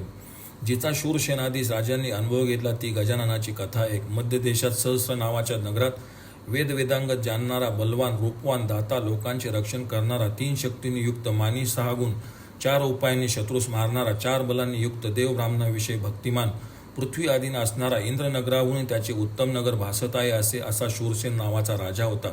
त्याची स्त्री पुण्यशालिनी, शिलवान व रूपवान होती. तिच्या पातिवृत्य गुणांनी अरुंधतीसही लज्जा प्राप्त झाली. मत्सराचा त्याग केल्यामुळे अनुसया हलकी झाली. शूरप्रधानांसह तो राजा एकदा राजसभेत बसला होता. इतक्यात तेजस्वी अग्नीसारखे व आकाशात फिरणारे श्रेष्ठ विमान त्यांनी पाहिले. तेव्हा सर्वजण विवल होऊन हे काय आहे असे म्हणून चौकशी करता दूतास पाठविते झाले. दूत निघाले. इतक्यात कोणा एका कुष्ठरोगी वैश्यपुत्र राजदूताची दृष्टी पडल्यामुळे ते विमान भूमीवर पडले. दूत येऊन सांगू लागले, महाराज, पुण्यवान देव असलेले ते विमान कोण्या दुष्टाच्या दृष्टीने खाली पडले. तेव्हा हर्षमुक्त झालेला राजा 2 प्रधानांसह घोड्यावर बसून गेला व आपल्या स्वजनांसह वाद्यांच्या घोषासह विमानाजवळ गेला. तेथे त्या सर्वांनी अनेक अलंकार व देवसमुदायासह इंद्रास पाहिले. इंद्रास विमानातून खाली उतरून सर्वांनी नमस्कार केला. राजा हात जोडून म्हणाला, आज ही धरणी, माझा जन्म, संपत्ती, सर्व पूर्वज आम्हा सर्वांचे नेत्र धन्य झाले. कारण अनुयायासह तुमचे दर्शन या मृत्यूलोके झाले. ब्रह्मा, ईशान व सर्व लोक तुम्हास वश आहेत. 100 अश्वमेघामुळेच तुम्ही दिसता. त्या पुण्या वाचून तुमचे दर्शन होत नाही. या सर्वांस कोणत्या पुण्याने तुमचे दर्शन झाले हे समजत नाही. हे विमान भूलोकी कसे पडले? आपण कुठे गेला होतात? आता कोठे जावायचे आहे ते कृपा करून सांगा. इंद्र म्हणाला, राजा नारदाने सांगितलेले आश्चर्य एकाग्र मनाने ऐक. नारद म्हणाले, हे इंद्रा, मी भूलोकी भूषुंडीच्या आश्रमात गेलो होतो. तो गणेशरूप आहे. अहोरात्र जप करीत असतो. गणेशाच्या ध्यानामुळे गणेशरूप झालेल्या त्या मुनींचे माझे पूजन केले. त्यास वंदन करून त्यांची आज्ञा घेऊन तुझ्या दर्शनाकरता आलो. हे इंद्रा, भूलोकी सारोप्यता मुक्ती कोणास मिळालेली मी दुसऱ्या कुठेही पाहिलेली नाही. इंद्र म्हणाला, मी लागलीच नारदाची पूजा करून त्यास निरोप दिला व मोठ्या उत्सुकतेने त्या तशा मुनीस पाहण्याकरता मन व वायू प्रमाणे वेगवान व श्रेष्ठ विमानात बसून गेलो. त्यास वंदन केले. त्यांच्या पूजेच्या स्वागताचा स्वीकार करून अमरावती जाण्याकरता परिवारासह निघालो. पण तुझ्या नगराजवळ पापाचरणी व कुष्ठरोगी दूताच्या दृष्टीने ते भूमीवर पडले. हे सर्व वर्तमान तुला सांगितले. शूरसेन म्हणाला, देवराजा, कोणत्या तपामुळे त्या भूषंडीस गजानन स्वरूपता प्राप्त झाली ते सांगा. हे कथा रूपी अमृत प्राशन करून माझी तृप्ती होत नाही. इंद्र म्हणाले, एक जुनी कथा सांगतो. गणेशाच्या भक्तीमुळे तो गणेशरूप कसा झाला ते त्यामुळे कळेल. दंडकारण्य देशात नंदूर नावाचे गाव होते. तेथे नामा नावाचा दुष्ट कोळी होता. लहानपणापासून तो चोरी करण्यात पटाईत होता. तरुणपणी जार कर्म दृष्टी चुकून द्रव्यहरण करी. दुसऱ्या शिव्या शाप दे. हृदयभेद करणाऱ्या खोट्या शब्दा तो घेत असे. जुगार व दारूमध्ये तो निमग्न असल्यामुळे लोकांनी त्याला गावातून बाहेर काढले व दूर गिरिकंदरात पाठवले. तेव्हा अरण्यात स्त्रीसह राहून वाटेत पुष्कळ वाटसरूस त्याने मारले. तो फार धनवान झाला. पुत्र व स्त्रीस अनेक अलंकारांनी भूषविले व मायेच्या योगाने तो संतुष्ट झाला. ढाल, तलवार, पाश, धनुष्य दोन्हीकडून लोखंडाने मडवलेला दंड, बाणाने भरलेले भाती ही शस्त्रे घेऊन झाडाच्या शेंड्यावर किंवा ढोलीत बसून तो अनेक वाटसरूंना मारित असे व त्याच्यापासून वस्तू, शस्त्रे, अलंकार घरात साठवून व दुसऱ्या गावात नेऊन विकीत असे. घरात विषयांचा यथेष्ट उपभोग घेत असे. तो पापी अरण्यातील पशुसही मारित असे. एके वेळी कोणाच्या मागे धावत असता गुहेपासून योजनभर दूर गेला. पळता पळता पाय घसरून भूमीवर पडला. मोठ्या कष्टाने उठून हळूहळू चालत असता वाटेत गणेशाचे शुभ तीर्थ होते ते पाहिले. श्रम परिहार्थ त्यात स्नान केले. घरी जाताना गणेश नाम मंत्राचा जप करणाऱ्या मुदगलास पाहिले. तेव्हा नागवी तलवार उपसून मुदगलांना मारण्याच्या इच्छेने त्याच्याजवळ गेला असता नामाकोळ्याची सर्व शस्त्रे व मुठीतील तलवार खाली गळून पडली व त्या दुष्टाची बुद्धी मुदगलाच्या प्रभावाने बदलली. तशा प्रकारे त्यास पाहून श्रेष्ठ मुनी त्याला हसणे आवरून म्हणाले, घट्ट बांधलेली तुझी शस्त्रे गळून का पडली ते सांग. तेव्हा गणेश तीर्थाच्या स्नानाने व मुनींच्या दर्शनाने ज्ञान व वैराग्य यांनी युक्त झालेला कोळी मुदगलास म्हणाला, मला मोठे आश्चर्य वाटत आहे. कुंडामध्ये स्नान व विशेषतः तुमच्या दर्शनाने माझी बुद्धी जी लहानपणापासून दुष्ट व पापरत होती ती पालटली. मी असंख्य पापे केली, पण तुमच्या प्रसादाने मी विरक्त झालो आहे. गळून पडलेली शस्त्रे मी पुन्हा उचलणार नाही. मजवर अनुग्रह करून या भवसागरातून वर काढावे. साधू पुरुष दीन झालेल्या दुष्टावरही अनुग्रह करतात. निधीचा संपर्क कोणत्याही धातूच्या ठिकाणी व्यर्थ होत नाही. सोने कोणत्याही धातूच्या भांड्यात ठेवले तरी त्याचे महत्त्व कमी होत नाही. तसे साधू समागम व्यर्थ झाला असे कोठेही दिसत नाही. तेव्हा शरणागताचा त्याग करण्यात काय दोष आहे हे जाणणाऱ्या मुदगलांनी कृपेने त्यास म्हटले, शास्त्रात सांगितलेल्या दानादिकांचे ठाई तुझा अधिकार नाही. तेव्हा सर्व सिद्धी देणारा गणेशनाम मंत्र जप मी तुला सांगतो. तेव्हा कोळ्याने मुदगलास प्रणाम केला. मुनीने नामाच्या मस्तकावर हात ठेवून श्री गणेशाय नाममंत्राचा उपदेश केला. त्याच्या पुढे हातातील काठी भूमीत रोवून मुदगल म्हणाले, मी परत येईपर्यंत या काठीस अंकुर फुटेपर्यंत या नामाचा जप एका आसनावर बसून वायू भक्षण करून एकाग्र मनाने करून सकाळ संध्याकाळ या काठीच्या मुळात पाणी घाल. असा उपदेश करून मुनी गुप्त झाले. तेव्हा जीविताविषयी निराश होऊन राहिलेला कोळी अरण्यात एका आसनावर बसून मुनीची काठी पुढे ठेवून वृक्षछायेचा आश्रय करून निराहार निरीच्छ इंद्रिय जिंकलेला असा तो नामात जप करू लागला. अशा प्रकारे 1000 वर्षानंतर ती काठी अंकुरयुक्त झाली. त्याचे शरीर वारुळांनी व वेळींनी जाळ्यांनी वेढलेले होते. तो मुनींच्या आगमनाची वाट पाहू लागला. इतक्यात दैवयोगाने मुदगल मुनी त्या ठिकाणी आले. फिरता असता अंकुर फुटलेली काठी त्यांनी पाहिली. तेव्हा तो कोळी व काठीची आठवण त्यांना झाली. वारुळाने व्यक्त झालेला कोळी त्यांनी पाहिला. त्याच्याकडे पाहूनच सर्व मुनींना दुष्कर असे उत्तम तप त्यांनी केले मुदगलांनी जाणले. त्याच्या देहावरील वारुळ फोडून मंत्रविले उदक त्याच्या अंगावर चोहोकडून शिंपडले. त्याचा देह दिव्य झाला. मस्तकावर हात ठेवल्यामुळे तो गणेशाच्या स्वरूपास प्राप्त झाला आहे. जो विनायकाच्या नामाचा जप करीत आहे अशा त्या 2 हातांच्या नाम्यास तो हाका मारू लागला. जागा झालेल्या कैवर्तकाने डोळे उघडले. त्याच्याबरोबर त्याच्या नेत्रापासून निघालेल्या अग्निविजेप्रमाणे आकाशात गेला व त्रैलोक्यात जाळण्याकरता तयार झाला. पण मुदगलांनी त्या अग्नीचे निवारण केले. करुणायुक्त गुरुच्या चरणावर नामाने मस्तक ठेवले. पित्यास पुत्र आलिंगन देतो त्याप्रमाणे मुदगलास आलिंगन दिले. तेव्हा वारुळापासून पुन्हा उत्पन्न झालेल्या कैवर्तकास मुनीने आपला पुत्र मानले व आदराने त्याचे नामकर्म केले. भ्रुकुटीच्या मधून सोंड फुटली म्हणून त्याचे नाव भ्रुशुंडी असे ठेवले. मुदगलांनी त्यास एकाक्षरी मंत्र सांगितला व अनेक वर दिले. तू उत्तम मुनी हो, इंद्रादी देव गंधर्व सिद्ध यांना तू परमपूज्य हो. जसो गजाननाचे ध्यान केले जाते तो पापनाशक आहे, सर्वांना ठाऊक आहे, तसा तूही हो. तू भ्रूशुंडी या नावाने प्रसिद्ध हो. तुझ्या दर्शनाने पुरुष कृतकृत्य होतील, असा लक्ष कल्पांचे तुला आयुष्य मिळेल, असे अनेक वर मुद्गलांनी दिले असता त्यास पाहण्याकरता इंद्रादी देव व नारदादी मुनी तेथे आले. त्यास नमन करून म्हणाले, हे भ्रूशंडे, तुझ्या दर्शनाने आमचे जन्म, विद्या, माता, पिता, यश यांचे सार्थक झाले. तूच गणनायक असून आम्हास पूज्य आहेस. तेव्हा त्याचे पूजन केले व प्रणाम करून त्यांना निरोप दिला. नंतर गणेशाची मनोहर मूर्ती समोर ठेवून आसनावर बसून त्याने एकाक्षरी मंत्राचा जप केला. दररोज षोडशोपचाराने पूजा करू लागला. त्यांचा आश्रम, विहीर, सरोवर, वृक्षवेली यांनी समुद्र झाला. सिंह, हरिण, मुंगूस, सर्प इत्यादींनी वैर सोडले. अशा प्रकारे 100 वर्ष पूर्ण झाली असता गजानन प्रसन्न झाले व म्हणाले, तू मद्रूप असतानाही अजून तप कशा करता करीस आहेत. तू कृतकृत्य आहेस. आयुष्य संपल्यावर तुला माझे सायुज्य प्राप्त होईल. हे नामल म्हणून अतिप्रसिद्ध क्षेत्र होईल. तेथे अनुष्ठान करणाऱ्यास सिद्धी मिळेल. येथील माझ्या मूर्तीचे दर्शन घेणाऱ्यास पुनर्जन्म मिळणार नाही. पुत्ररहित असेल त्यास पुत्र होतील. विद्यार्थ्यास ज्ञान मिळेल. इंद्र म्हणतात, शूरसेन राजा, तू विचारलेले सांगितले. आता काय ऐकण्याची इच्छा आहे. ब्रह्मदेव म्हणाले, इंद्राच्या मुखाने अमृततुल्य कथा ऐकून संतुष्ट झालेला शूरसेन म्हणाला, हे देवांच्या राजा, हे विमान गगनात कसे जाईल तो उपाय करा व मला सांगा. तेव्हा इंद्र म्हणाला, हे राजा, तुझ्या नगरात जर संकष्टी चतुर्थीचे व्रत करणारा ब्राह्मण किंवा क्षत्रिय असेल व जो वर्षभराच्या व्रताचे पुण्य देईल तरच त्याच्या योगाने हे चालू लागेल. या वाचून 10,000 पुरुषांच्या योगाने ते चालणार नाही.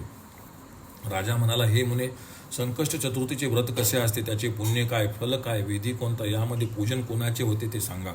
याचे अनुष्ठान पूर्वी कोणी केले ते सांगा. इंद्र एक जुना वृत्तांत सांगतात. पूर्वी कृतवीर्य नावाचा बलवान राजा होता. तो सत्यशील, दाता, मानी, महारथी, जितेंद्रिय, मित आहारी, देव ब्राह्मणांची सेवा करणारा होता. सह्याद्री पर्वताच्या आसपास राहणारे त्याचे असंख्य योद्धे, ज्यात धनुर्धारी, रथी, गज व घोडेस्वार होते. त्याच्या मंदिरात सुवर्णाचे पलंग व भांडी होती. स्वयंपाकाकरिता औदुंबराचे पात्र नव्हते. त्याच्या पंक्तीस भोजन करणारे 12,000 ब्राह्मण होते. त्यांची पत्नी सुगंधा नावाची धर्म व पतिपरायण होती. सुंदर, देव, ब्राह्मण, अतिथीप्रिय अशी ती होती. ते दाम्पत्य पुत्ररहित होते. पुत्राकरता दाने, व्रते, तप, नियम, दक्षिणायुक्त यज्ञ उभय त्यांनी केले. तीर्थ व क्षेत्रे केली. पण ज्यांनी जन्मांतरी पापे केली होती त्यांना पुत्र झाला नाही. एकदा दुःखित झाले राजाने मंत्र्यास बोलवले. राज्य, मुद्रा, कोश, लोक, देश यांच्या स्वाधीन केले.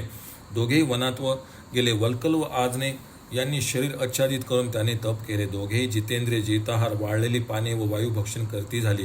केवळ दृष्टी फेकता त्यांच्या तपाचे ज्ञान झालेले नारद पितृलोकात असलेल्या कृतवीर्यास पित्यास म्हणाले, पुत्र न झाल्यामुळे तुझा पुत्र कृतवीर्य मृत्यूलोकी प्रयोपयोश करत बसला आहे. तो 1-2 दिवसात मरेल. स्वर्ग दाखवणारा पुत्र झाला तर तो जगेल, अथवा मेल्यावर स्वर्ग लुकी जाईल. असे म्हणून नारद गेले व त्यांनी एक चमत्कार पाहिला. भ्रूशुंडीचे मातापितर, कन्या, पत्नी कुंभीपाकात अधोमुख पाहिले. यमदूत त्यास तांडण करीत होते, त्यामुळे ते नाना प्रकारे हेल काढून रडत होते. ते ऐकून करुणागर नारदाने भ्रूशुंडीकडे येऊन त्यांचे दुःख सांगितले. नारद म्हणाले, इंद्रादी देव व कपिलादी मुनी तुझे दर्शनास्तव येतात. तुझ्याच दोषामुळे तुझे पितर, पत्नी, पुत्र, कन्या, नोकर यमलोकी कुंभीपाकात कष्ट भोगत आहे. तू ज्ञानसंपन्न आहेस, तुला हे कसे ठाऊक नाही. हे मुने, त्यांच्या उद्धाराकरता प्रयत्न कर. हे ऐकून भ्रूशुंडी संतापले. पितरांच्या दुःखामुळे ते दुःखी व अग्निप्रमाणे जळू लागले. त्यांच्या उद्धाराच्या उपायाचे चिंतन केले. संकुष्टी चतुर्थीच्या व्रताचे पुण्य दिले. भक्तियोगाने गजाननाचे ध्यान करून हातात पाणी घेतले व प्रार्थना करून पितरांस उद्देशून ते म्हणाले, हे गणनायका, मी जर तुझे भक्तीने व्रत केले असेल तर त्याच्या प्रभावाने माझ्या पूर्वजांचा उद्धार कर. असे म्हणून त्याने ते उदक आपल्यासमोर बसलेल्या गजाननाच्या हातावर सोडले. तोच गजाननाच्या प्रसादाने विमान बसून ते सर्व देवरूप पितर, अप्सरा ज्यांची सेवा करीत आहेत, चारण व गंधर्व स्तुती व गायन करीत आहे, असे होऊन गणेशाच्या स्थानी गेले. याप्रमाणे व्रताचा महिमा तुला सांगितला. 1 दिवसाच्या पुण्याने सर्व सद्गतीस गेले. तेव्हा ज्याने आजन्म आदराने संकष्टी व्रत केले आहे त्याच्या पुण्याची गणना करण्यास शेषही समर्थ नाही. यास्तव अशा पुरुषाच्या प्रभावाने माझे विमान चालू लागले. भ्रूशुंडीचे पितर कुंभीपाकातून निघून उत्तम लोकात गेले असता इकडे कृतवीर्याच्या पिताने कोणता उपाय केला. इंद्र म्हणाले, नारदाच्या मुखाने आपल्या वंशाचा उच्छेद ऐकून दुःखित होऊन तो ब्रह्मलोकी गेला. ब्रह्मदेवाचे दर्शन घेतले, प्रणाम केला, उच्छेदाचे कारण विचारले. हे ब्रह्मदेवा, माझा पुत्र धार्मिक, दाता, यज्ञ करणारा, देव अतिथीस मान देणारा आहे. त्याने अनेक उपाय केले तरी त्यास पुत्र का झाला नाही. प्रधानास राज्य देऊन वायुभक्षण करीत वनामध्ये राहिला आहे. त्याच्या अस्थि शिल्लक राहिले आहेत. तो उद्या किंवा परवा मरेल. जन्मांतरी घडलेले पातक ज्या उपायाने नष्ट होईल तो उपाय सांगा, म्हणजे वंशाच्या वृद्धीकरता मी त्यास भूलोकी पोचवीन. तेव्हा ब्रह्मदेव म्हणाले, तुझ्या पुत्राचा पूर्वजन्म नंदूर नावाच्या नगरात साम नावाचा एक अंत्य जो दुष्कर्म करणारा व त्याचे दर्शन पुण्याचे नाश करणारे होते राहत होतात. एकदा द्रव्याने लोभाने 12 शांत ब्राह्मणास मारून गुहेत टाकून दिले. त्याच्याजवळ जे होते ते घेऊन चंद्रोदयाच्या वेळी घरी आला. ती माघ कृष्ण चतुर्थी होती. घरी येताच गणेश गणेश अशी पुत्रास हाक मारली. सर्व दिवसभर अन्नपाणी नव्हते. असा तो साम गणेश नावाच्या पुत्रासह आनंदाने भोजन करता झाला. तो काही दिवसांनी कृष्ण चतुर्थीस रात्री चंद्रोदयाचे समयी मरण पावला.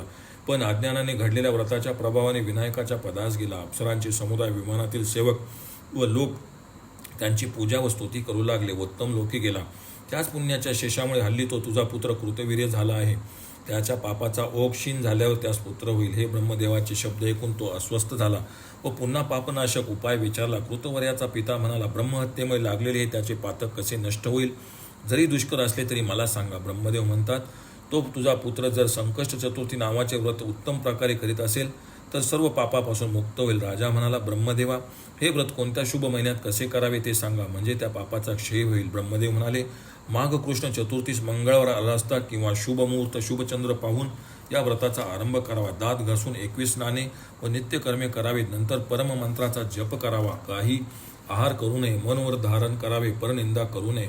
दुष्ट कर्मे सोडावी. तांबूल खाऊ नये. जलपानही करू नये. परद्रोह शुद्रता यांचा त्याग करावा. सायंकाळी तीळ व आवळे वाटून त्याचा कल्क अंगास लावा व स्नान करावे. एकाक्षरी, षडाक्षरी किंवा वैदिक मंत्र, गणानात्वा इत्यादी जपावा. गणेश नाम मंत्र जपावा. स्थिर मनाने गणेशाचे ध्यान करावे.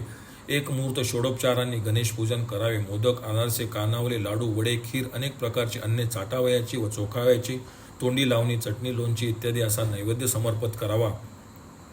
फुले, सपारी, तांबूल, फळे, दक्षिणा, 21 दुर्वा, धूप, दीप, पुष्पे अर्पण करावी. चंद्रोदय झाला असता मंत्रपूर्वक तिथीस गणेशास व नंतर चंद्रास अर्घ्य द्यावे. पुन्हा पूजा, नमस्कार, क्षमा मागून 21 किंवा यथाशक्ती ब्राह्मणास भोजन द्यावे. अशक्त गरीब पुरुषांनी 10 किंवा 12 ब्राह्मणास जेवू घालून दक्षिणेच्या योगाने संतुष्ट करावे. नंतर कथाश्रवण करून भोजन करावे. गायन वाद्यघोष करून उरलेली रात्र घालवावी. असे 1 वर्ष प्रयत्नपूर्वक व्रत केल्यास त्याच्या पापाचा क्षय होऊन पुत्र होईल. दुसऱ्याची इच्छा पूर्ण होतील. सर्व संकटाचा नाश होईल. परचक्राचे भय राहणार नाही. उपोषण करून शमीवृक्षाखाली चंद्रोदय होईपर्यंत उभे राहून जप करणारा आंधळा, मोका, पांगळा, मतिमंद इष्ट प्राप्त करील. स्त्री, पुरुष, धन व राज्य प्राप्ती होईल. श्रावणादी महिन्यात तूप, लाडू इत्यादी वेगवेगळे भक्षण करावे, म्हणजे सिद्धी मिळेल. श्रावणात 7 लाडू, भाद्रपात दही, आश्विनात उपवास, कार्तिकात दूध, मार्गशीर्षात निराहार, पौषात गोमूत्र, माघात तीळ, फाल्गुनात तूप व साखर, चैत्रात पंचगव्य, वैशाखात शतपत्र, ज्येष्ठात तूप, आषाढात मध खावा. तेव्हा कृतवीर्याचा पिता म्हणाला, कृपा करून सांगा की अंगारकी चतुर्थी विशेष का मानतात? ब्रह्मदेव म्हणाले, हे राजा, अंगारकी चतुर्थीचा महिमा एक. अवंती नगरात भारद्वाज नावाचे मुनी होते. ते वेदांगी जाणणारे, ज्ञानी, अग्निहोत्रात रत, सर्व शास्त्र निपुण, शिष्यास दररोज अध्ययन सांगणारे होते. एक समय नदी तीरावर अनुष्ठान करण्यात मुनित्रतात झाला असता एक श्रेष्ठ अप्सरा त्याने पाहिली. तिचा भोग घ्यावा अशी त्यांना इच्छा झाली. कामबाणांनी व्याकुळून मुनी पृथ्वीवर पडला. विवल गात्रे झालेल्या त्या मुनीचे रेतस्खलन झाले. ते पृथ्वीच्या छिद्रामध्ये शिरले. त्यातून जास्वंदीच्या फुलाप्रमाणे लाल रंगाचा कुमार उत्पन्न झाला. पृथ्वीने प्रेमाने त्याचे पालन केले. पुत्रच मानू लागले. तो 7 वर्षाचा झाला. त्याने मातेस विचारले, मनुष्यदेह धारण केलेल्या माझ्या शरीरावर लाली कशामुळे दिसते? माझा पिता कोण ते सांग. धरणी म्हणाली, भारद्वाज मुनीचे रेतस्खलन झाले. ते माझ्या उदरात गेले. त्यापासून तू झाला आहेस. मी तुला उत्तम प्रकारे वाढविले आहेस. कुमार म्हणाला, माते, मला तो तपस्वी मुनी दाखव. ती देवी पुत्रास घेऊन भारद्वाजाकडे आली व नमस्कार करून म्हणाली, तुझ्या वीर्यापासून उत्पन्न झालेल्या पुत्रास मी वाढवले. आता तू त्याचा स्वीकार कर. त्याची आज्ञा घेऊन पृथ्वी गेली. पुत्रास पाहून मुनीस आनंद झाला. त्याने त्यास आलिंगले. त्याचे मस्तक हुंगून त्यास मांडीवर घेतले. शुभमुहूर्त व शुभलग्न पाहून त्याची मौंज केली. वेदशास्त्राचा उपदेश करून त्याला गणेशाचा शुभमंत्र सांगितला व म्हणाले, गणेशाप्रित्यर्थ याचे अनुष्ठान कर, म्हणजे तो देव संतुष्ट होऊन तुझे मनोरथ पूर्ण करील. नंतर तो नर्मदा तीरावर पद्मासन घालून बसला. इंद्रिय नियमन केले. हिरंबाचे ध्यान करीत वायू भक्षण केले. त्यामुळे तो अतिकृश झाला. त्याने परममंत्राचा जप चालू ठेवला. 1000 वर्ष त्याने दारुण तप केले. माघ कृष्ण चतुर्थीच्या दिवशी चंद्रोदय झाला असता गणनाथाने त्यास आपले रूप दाखविले. दिशा हे त्याचे हात, दिव्य वस्त्रे, मस्तकी चंद्र, हातात आयुधे, सुंदर सोंड, दात झळकत असलेले सुपासारखे कान, कानात कुंडले, कोटी सूर्याप्रमाणे तेजस्वी, अलंकारांनी सुशोभित असे रूप बालकाने पाहिले. तेव्हा उठून नमस्कार करून तो स्तुती करू लागला. भौम म्हणाले, विघ्ननाशक व विघ्नकारक अशा तुला नमस्कार असो. सूर असुरांचा ईश, सर्व शक्तिमान, पीडारहित, नित्य निर्गुण, ब्रह्मदैत्यातील श्रेष्ठ, संहार करणारा, जगदाधार, त्रैलोक्यपालक, ब्रह्मदेवाचे कारण, ब्रह्मरूपी, लक्ष अलक्ष श्री गणनाथ व परमेश्वर अशा तुला नमस्कार असो. याप्रमाणे स्तुती केल्यावर परमात्मा गजानन प्रसन्न झाले व मधुरवाणीने बालकास म्हणाले, तुझ्या उग्र तपश्चर्याने, भक्तीने व स्तुतीने मी संतुष्ट झालो आहे, वर माग. भूमिपुत्र भौम म्हणाला, हे देवांच्या ईशा, तुझ्या दर्शनामुळे माझी दृष्टी, जन्मज्ञान, कुल, तप, वाणी व हे स्थान हे सर्वच धन्य झाले. तू संतुष्ट झाला असल्यास माझी स्थिती स्वर्गात हो. देवांसह अमृतपान करण्याची मी इच्छा करीत आहे. त्रिभुवनात माझे नाव प्रसिद्ध हो. मला तुझे पुण्यकारक दर्शन चतुर्थी झाले आहे, म्हणून ही तिथी सदा पुण्य देणारी, संकटे हरण करणारी, व्रत करणारास इष्टफल देणारी हो. गणेश म्हणाले, हे भूमिपुत्रा, तू देवांसह अमृत प्राशन करशील, मुघल या नावाने जगात प्रसिद्ध होशील. तू अति लाल आहेस, भूमिपुत्र आहेस, यास तो अंगारक असेही तुला म्हणतील. जे भूलोकी अंगारकी चतुर्थी करतील त्यास 1 वर्षभर संपुष्टी चतुर्थी केल्याचे फल मिळेल. निर्विघ्नपणे त्यांची कार्य होतील. व्रतातील उत्तम व्रत तू केलेस त्या अर्थी अवंती नगराचा राजा होशील, असा वर देऊन गणेश गुप्त झाले. नंतर मंगलाने शुंडायुक्त 10 हात असलेली सुंदर मूर्ती भक्तीने स्थापन केली. प्रामात बांधला. मूर्तीचे नाव मंगलमूर्ती असे ठेवले. सर्वांस इष्ट फल देणारे, अनुष्ठान, पूजा, दर्शनादीन मोक्ष देण्यात असे ते क्षेत्र झाले. नंतर भौमास आपल्याजवळ आणण्यास करता देवाने गणांसह विमान पाठवले. त्यांनी ध्येयास बलात्काराने भौमास गजाननाजवळ आणले. खरोखर तो मोठा चमत्कारच झाला. नंतर त्रैलोक्यात भौम प्रसिद्ध झाला. भौमाने भौमयुक्त चतुर्थी केली, म्हणून स्वर्गात देवांसह अमृतपान मिळाले. ही अंगारकासह चतुर्थी भूलोकी प्रसिद्ध झाली. सर्वांवर अनुग्रह करणारा मंगलमूर्ती चिंतित अर्थ देतो, म्हणून तो चिंतामणी या संज्ञेस पात्र झाला. पारिनेर नगराच्या पश्चिमेस विघ्ने हरण करणारा हा गजानन चिंतामणी म्हणून प्रसिद्ध झाला. अजूनही सिद्ध गंधर्वाधिक चंद्रोदय समय त्याची पूजा करतात व इष्ट अर्थ व पुत्रपौत्रादी संपत्ती त्यांना मिळते. यावर ब्रह्मदेव म्हणाले, हे राजा, मी एकदा कैलासात गेलो होतो. सभेत बसले होतो. नारदही तेथे आले. नारदाने शंकराचे एक अपूर्व फल अर्पण केले. गणपती व कुमार दोघांनी ते फल शंकरास मागितले. शंकरांनी मला विचारले, हे कोणास द्यावे? मी म्हणालो, कुमारास द्या. शंकराने तसे केले, पण त्यामुळे गणपती रागावला व नंतर मी आपल्या घरी गेलो व सृष्टी निर्माण करण्याची इच्छा केली. विघ्नराजाने अति आश्चर्यकारक विघ्न केले.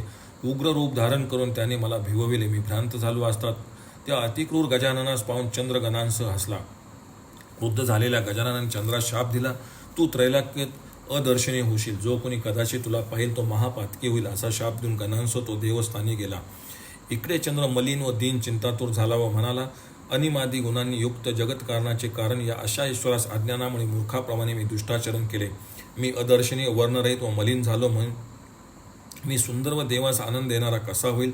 चंद्रास झालेला शाप ऐकला. अग्नी, इंद्र इत्यादी देव विघ्नांच्या कारणाचे कारण अशा गजाननाकडे गेले व म्हणाले, देवादी देवा, तू जगाला वंद्य आहेस. तू पालन, संहार व धारण करतोस. तू निर्गुण असूनही गुणी पुरुषांचा अध्यक्ष आहेस. आम्ही शरण आलो आहो, आमचे रक्षण कर. तुझ्या शापामुळे जग भयभीत झाले आहे. अपराध करणाऱ्या चंद्रावर हे संकट कसे कोसळले? आम्ही तसेच हे जग व चंद्र यास त्याच्या योगाने सुख होईल असे कर. चंद्र अदृश्य झाल्यामुळे सर्व जग संकटात पडले आहे. या चंद्रावर व त्रैलोक्यावर अनुग्रह करण्यास तू योग्य आहेस.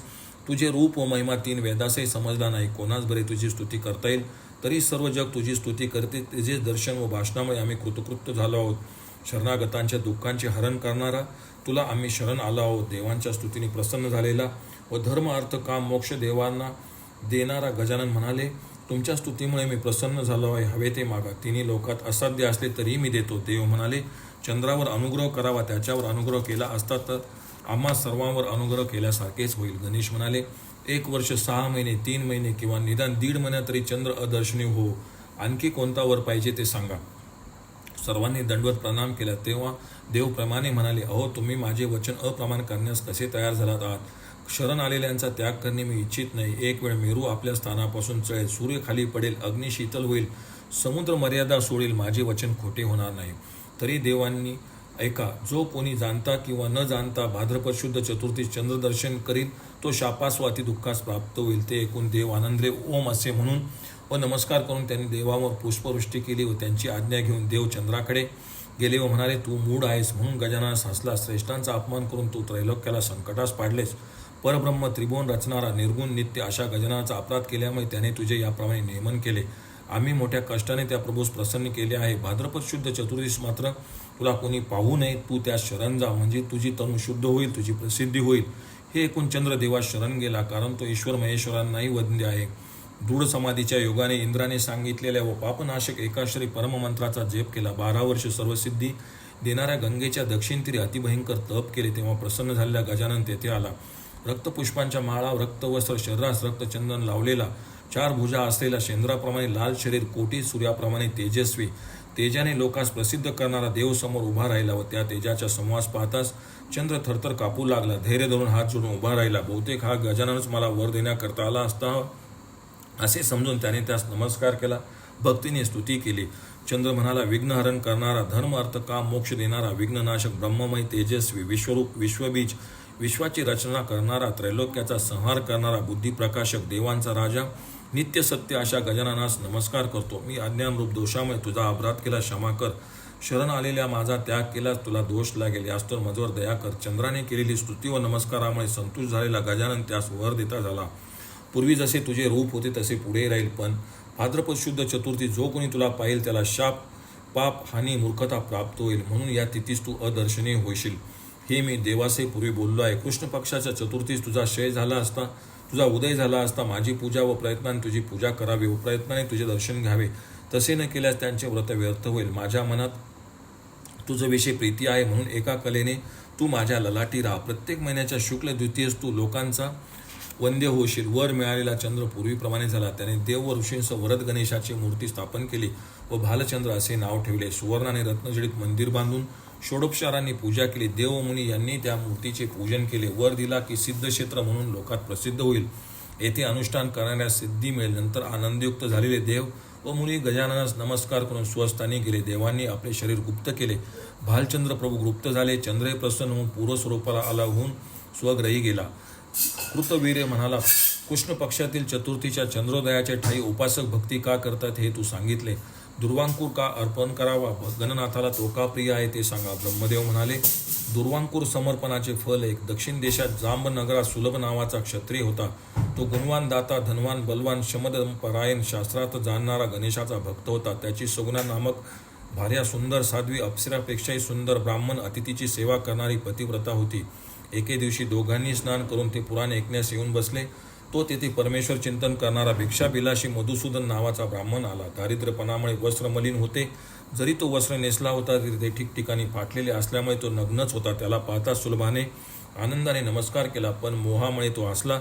तेव्हा शुद्ध झालेला तो मुनी क्रोधामुळे डोळे लाल करून शाप देता झाला. हे दुर्बुद्धे, दात काढून हसणारा असा तो नित्य नांगर ओढणारा सदा दुःखयुक्त असा बैल हो.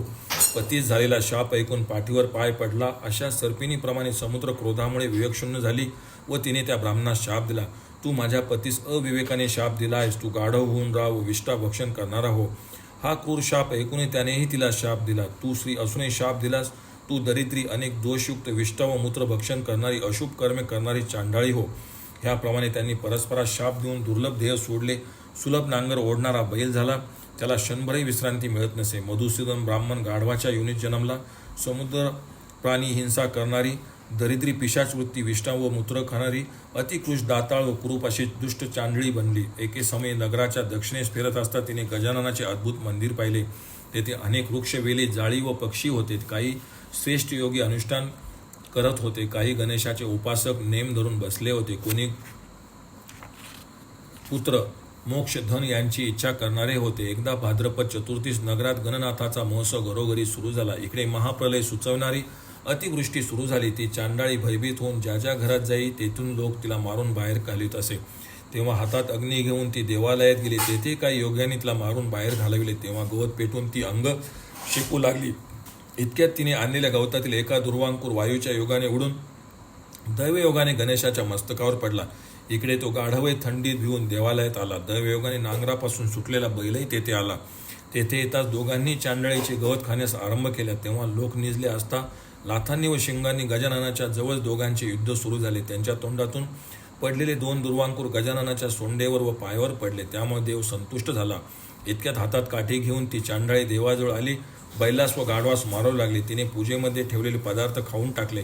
खुरांचा शब्द ऐकून निजलेले लोक जागे झाले. काठ्या, बुक्क्या व कोपर यांच्या योगाने त्यास बाहेर काढले. पळणाऱ्या चांडाळीसही दगड इत्यादींनी मारले. चांडाळी व गाढव यांच्या स्पर्शाविषयी शंका घेऊन लोकांनी मंत्रविलेल्या तीर्थाने गजाननास स्नान घातले. मोठ्या भक्तीने अनेक प्रकारे अनेक द्रव्य समर्पण करून पूजा केली. रागावलेल्या लोकांनी बैल, गाढव व चांडाळीस काठी, गुडदे हाताने मारले. मंदिराचा दरवाजा बंद झाल्यामुळे त्यांना बाहेर जाता येईना. ओरडणाऱ्या व पळणाऱ्या त्या तिघांच्या भयंकर स्वरांनी विकट प्रभूचे लक्ष त्यांच्याकडे गेले. यांच्या पूजेमुळे माझी पुन्हा पूजा झाली. एक दुर्वांकूर वाहून पूजा केली. दुष्ट असूनही प्रदक्षिणा केल्या. जो भाद्रपद शुद्ध चतुर्थीस एक तरी दुर्वा व प्रदक्षिणा घालतो तो मला मान्य व पूज्य आहे, यास्तव मी विमानाने आपल्या स्थानी नेतो. असा विचार करून गजाननाप्रमाणे स्वरूप असलेले गण सुशोभित विमानासह पाठवले. देव, गंधर्व, अप्सरा यांच्या समूहांनी वाद्ये वाजवीत, पताका, ध्वज, पुष्पे व सुगंधित दिव्य भोगांनी परिपूर्ण अश्व विमानात त्या तिघांना ज्यांचे दिव्य देह झाले आहेत त्यांना गजाननाच्या धामास नेले. हा प्रकार पाहणाऱ्यांना काही लोकांस फार आश्चर्य वाटले. यांच्या पूर्वपुण्यामुळे त्यांना ही गती मिळाली असे ते म्हणाले. काही श्रेष्ठ योगी ध्यान सोडून गणांकडे गेले. यांना पुण्यरूप गती कशी मिळाली? या पातक्यांच्या पुण्याचा लेशही नाही. यांना ही गती, दुर्लभ गती कोणत्या कारणामुळे मिळाली हे सांगा. आम्ही अनुष्ठान सोडून तेच करू, कारण विरक्त होऊन व वायुभक्षण करून अनुष्ठानात आमचा बराच वेळ गेला, पण तो देव अजून दृष्टीस पडत नाही. सारांश, गणेशाच्या धामाची आम्हास केव्हा प्राप्ती व्हायली तुम्ही सांगा. गण म्हणाले, योग्यांनो, ज्याचे वर्णन शेष व ब्रह्माही करू शकत नाही, ज्याचे वर्णन कोण करण्यास समर्थ आहे, आम्ही यथामती सांगतो. तुम्ही चंचल मन स्थिर करून ऐका. विष्णू शिवादी ज्यांचे स्तवन करतात त्याचा महिमा किंवा त्यांची लीलाही अशी कोण आहे, कोण सांगणार? दुर्वांकुराचा महिमा मुनिदेव यांनाही समजला नाही. यज्ञ, दान, तप, होम, व्रते यांचे योगही कळत नाही. इंद्र व नारदाचा संवाद रूप जुना इतिहास सांगतो. एकदा नारद इंद्रास भेटण्याकरता गेले. इंद्राने त्यांची पूजा केली व आदराने दुर्वेचे महात्म्य विचारले. गणेशास दुर्वा का प्रिय आहेत हे विचारले. नारद म्हणाले, सांगतो एक. स्थावर नावाच्या क्षेत्रात कौंडिन्य मुनी होते. ते गणेशोपासक व तपोबलयुक्त होते. ग्रामाच्या दक्षिण भागात त्यांचा आश्रम होता. तेथे वृक्षलता, प्रफुल्लित कमले व सरोवरे होती. तेथे हंस, करंडक, बगळे इत्यादी होते. समोर गणेशाची चतुर्भुज मूर्ती ठेवून व ध्यानात तल्लीन होऊन उत्तम तप करण्यास प्रारंभ केला. मूर्ती अतिप्रसन्न, वर देणारी, दुर्वायुक्त व पूजलेली होती. देवास संतोष देणाऱ्या षडक्षरे मंत्राचा तो जप करू लागला. तेव्हा संशययुक्त झालेली त्याची आश्रया नावाची पत्नी म्हणाली, स्वामीन, आपण दररोज गणेश देवावर दुर्वांचा भार कशा करता वाहता? गवताच्या युगाने कोणी संतुष्ट होत नसतो. याच्यामुळे जर पुण्य लागत असेल तर सांगा. कौंडिन्य म्हणाले, प्रिय, दुर्वांचे महात्म्य एक. एकदा यमधर्माच्या नगरात उत्सव होता. तेथे देव, गंधर्व, अप्सरांचा समुदाय, यक्ष, राक्षदादी आले होते. तेथे नाचत असलेल्या तिलोत्तमेचा पदर भूमीवर पडला. यमधर्माने तिचे फार मोठे व सुंदर स्तन पाहिले. तेव्हा कामाने संतप्त व विश्रांतीरहित झालेला धर्म निर्लज्जपणे तिला आलिंगन देण्यास इच्छा करता झाला. पुढे लज्जेने मुख घालून यम त्या सभेतून निघाला. जात असताना त्याचे रेतस्खलन झाले व भूमीवर पडले. त्यापासून विक्राळ मुखाचा ज्वालामाली तयार झाला. तो दाडांचा भयंकर व क्रूर आवाज करून त्रिभुवनास भयभीत करून राक्षस व पृथ्वी जाळता झाला. जटा गगनापर्यंत असून याच्या ओरडण्याने प्राण्यांचे मन भयभीत झाले. सर्वजण विष्णूंकडे गेले व अनेक स्तोत्रांनी त्यांची स्तुती केली. तेव्हा तो सर्वांसह गजाननाकडे गेला. त्यांचा नाश गजाननाच्या हातून होणार आहे असे जाणून ते सर्व त्याची स्तुती करू लागले. तू विघ्न स्वरूपी, विघ्नांचे हरण करणारा, सर्वरूप, सर्व साक्षी महादेव, जगाचे कारण, सर्वसंहारक, भक्तास वर देणारा, अनन्य शरण आलेल्यांच्या इच्छा पूर्ण करणारा, वेदज्ञ, अशा तुला नमस्कार असो. देवा, आम्ही तुला सोडून दुसऱ्या कोणास शरण जाणार? आम्हा भयाचा विध्वंस दुसरा कोण करील? लोकास हा प्रलय अकालीच कसा प्राप्त झाला? सर्वास मृत्यू प्राप्त झाला असता आमची उपेक्षा का करीत आहेस? हे ऐकून करुणासागर गजानन बालरूपाने प्रगट झाला. शिशुरूप, शत्रुभीती नाहीशी करणारा, कमलाप्रमाणे नेत्र, 100 चंद्राप्रमाणे आल्हादकारक मुख, कोटी सूर्याप्रमाणे प्रभा, कोटी मदना जिंकणारे शरीर, कुंदकळ्यांची शोभा घालवणारे दात, नाक व भुवया उंच, नेत्र सुंदर, कंठशंकासारखा विशाल वक्षस्थळ, दोन्ही भुजा गुडघ्यास स्पर्श करणाऱ्या शोभिवंत उदर, सुंदर वटी, मांड्या केळीच्या खांबासारख्या, सुंदर गुडघे, रमणीय पोटऱ्या व पादकमल, अनेक अलंकार व अमूल्य वस्त्रे धारण करणारा तो देव प्रगट झाला. तेव्हा मुनी व देव जय शब्द करून उभे राहिले. त्यांनी भूमीवर दंडाप्रमाणे नमस्कार केला. ते म्हणाले, प्रभू, तू कोठून आलास? तुझे काय कार्य आहे हे सांग. अनलासुराच्या त्रासाने कर्मे सोडून बसलेल्या आमचे रक्षण करण्याकरता व दुष्टांचा संहार करण्याकरताच ब्रह्मच बालरूपाने प्रगट झाले आहे असे आम्ही समजतो. तेव्हा हास्य करून शिशुरूपे गजानन म्हणाला, तुम्ही ज्ञानसंपन्न आहात. तुम्ही जे समजला ते खरेच आहे. दुसऱ्यास पीडा देणाऱ्या दुष्टांच्या वधाकरता बालरूप धारण करून मेघाने खाली आलो आहे. त्याच्या वधाविषयी मी सांगतो तो उपाय करा. त्याला पाहून मला बलात्कारानेच त्याच्याकडे लोटा. नंतर त्याचे व माझे फार मोठे कौतुक पहा. कृपावाक्य ऐकून देव हर्षयुक्त झाले व म्हणू लागले, याचा पराक्रम आम्ही जाणत नाही. राक्षसांचा वध करण्याकरता व पिडलेल्या त्रिभुवनाचे रक्षण करण्याकरता हा ईश्वरच बालरूपाने अवतीर्ण झाला असे म्हणून सर्वांनी त्यास आदराने नमस्कार केला. इतक्यात कालानलाचे रूप धारण करणारा, दाही दिशा जाळणारा, मनुष्यलोकास भक्षण करणारा अनलासुर तेथे आला. कोलाहल झाला. मुनी पळून गेले.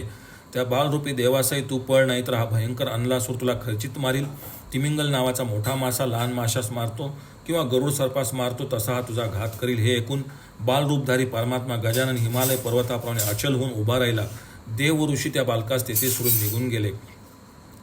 देव ऋषी पुढे गेले असता तो बालक पर्वताप्रमाणे उभा राहिला असता काय घडले? कौंडिन्य म्हणाले, तो बालस्वरूपी गजानन पर्वताप्रमाणे अचल होऊन राहिला. तो अनलासूर आला त्यावेळी पर्वतयुक्त पृथ्वी कापू लागली. मेघ गर्जनाप्रमाणे असलेल्या आवाजाने पक्षी समुदाय वृक्षाच्या शाखावरून भूमीवर पडले. समुद्र सुकला, झाडे पडली. मोठा वारा सुटल्यामुळे काहीच समजले नाही. त्या क्षणी बालरूपी गजाननाने त्या अनलरूपी दैत्यास मायाबलाने धरले.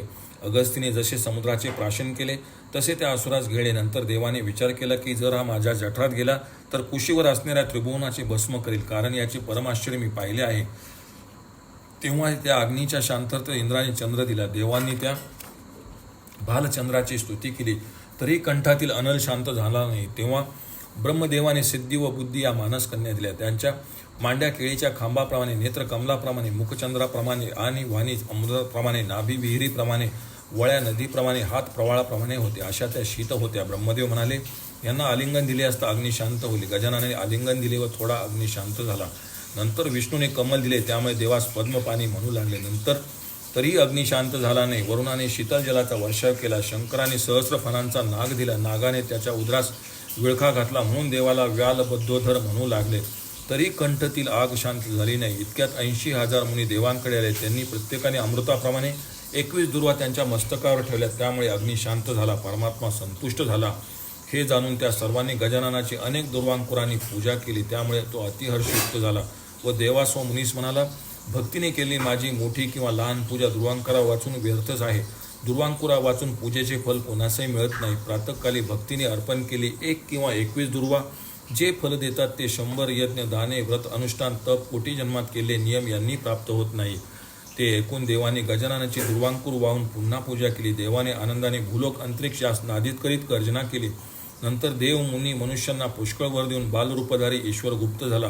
तेव्हा कालानलाचा प्रशमन करणारा असे त्यास म्हणू लागले. सर्वांनी प्रसाद निर्माण करून गजाननाची मूर्ती स्थापली. देवांनी विघ्नहर असे नाव ठेवले. विघ्नहराच्या प्रसादाने तेथे स्नान, दान, तप, अनुष्ठान अनंत फल देणारे झाले. जय मिळाला म्हणून त्या नगराचे नाव विजय असे ठेवले.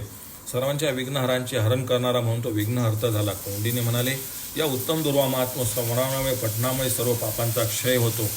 कौंडिन्य ऋषी म्हणाले, एके समय सुखाने बसलेल्या गजाननाचे दर्शन घेण्याकरता नारद गेले व साष्टांग नमस्कार करून आमच्या जन्माचे सार्थक झाले, कारण पुण्याच्या साठ्यामुळे तुझे दर्शन झाले असे नारद म्हणाले. असे बोलून हात जोडून तो उभा राहिला. तेव्हा त्याचा हात धरून गजाननाने त्यास आसनावर बसवले. नारद संतुष्ट होऊन म्हणाले, माझ्या मनातील आश्चर्य निवेदन करण्याकरता आलो आहे, ते सांगून नमस्कार करून मी जाईल. गजानन म्हणाले, तू कोणते आश्चर्य पाहिले व ते तुझ्या हृदयात काय आहे ते सांग व आश्रमात जा. नारद म्हणाले, देवा, मिथिल देशात जनक नावाचा राजा आहे. तो मानी, दाता, वेद व वेदांगात निष्णात व अन्नदान, अलंकार, वस्त्रे, दक्षिणादी देऊन ब्राह्मणाची नित्य अशी पूजा करतो व दीन, अंध व कृपण यास द्रव्य देतो, पण त्याचे द्रव्य कमी होत नाही. गजाननाच्या कृपेने ते वाढते की काय हे आश्चर्य पाहण्याकरता मी त्याच्या घरी गेलो, पण ब्रह्मज्ञानाच्या अभिमानाने त्याने उपहास केला. मी त्यास, हे राजा, तू धन्य आहेस, कारण तू जे मनात आणतोस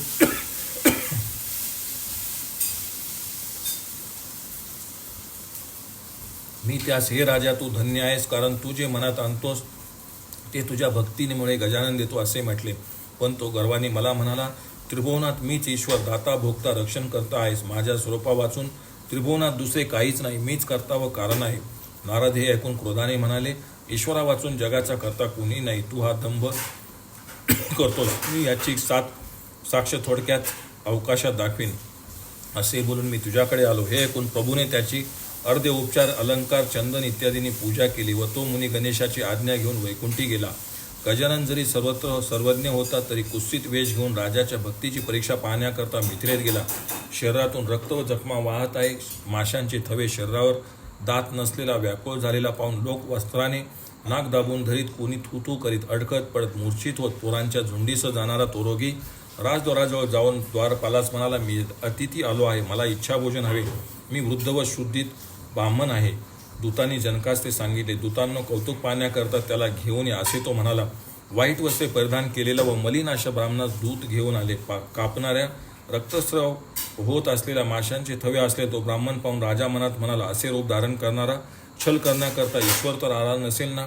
मी याचे समाधान करतो. जे व्हायचे असेल ते होवो. जनकाने त्यास पाहिले तेव्हा ब्राह्मण म्हणाला, भुकेलेला मला तृप्ती होईपर्यंत अन्न दे, म्हणजे तुला 100 यज्ञाचे फल मिळेल. राजाने त्यास पर्वताप्रमाणे अन्न दिले, तेही एका घासात संपले. तेव्हा 10,000 पात्रास पुरेल इतके अन्न होते, तेही सर्व वाढून दिले.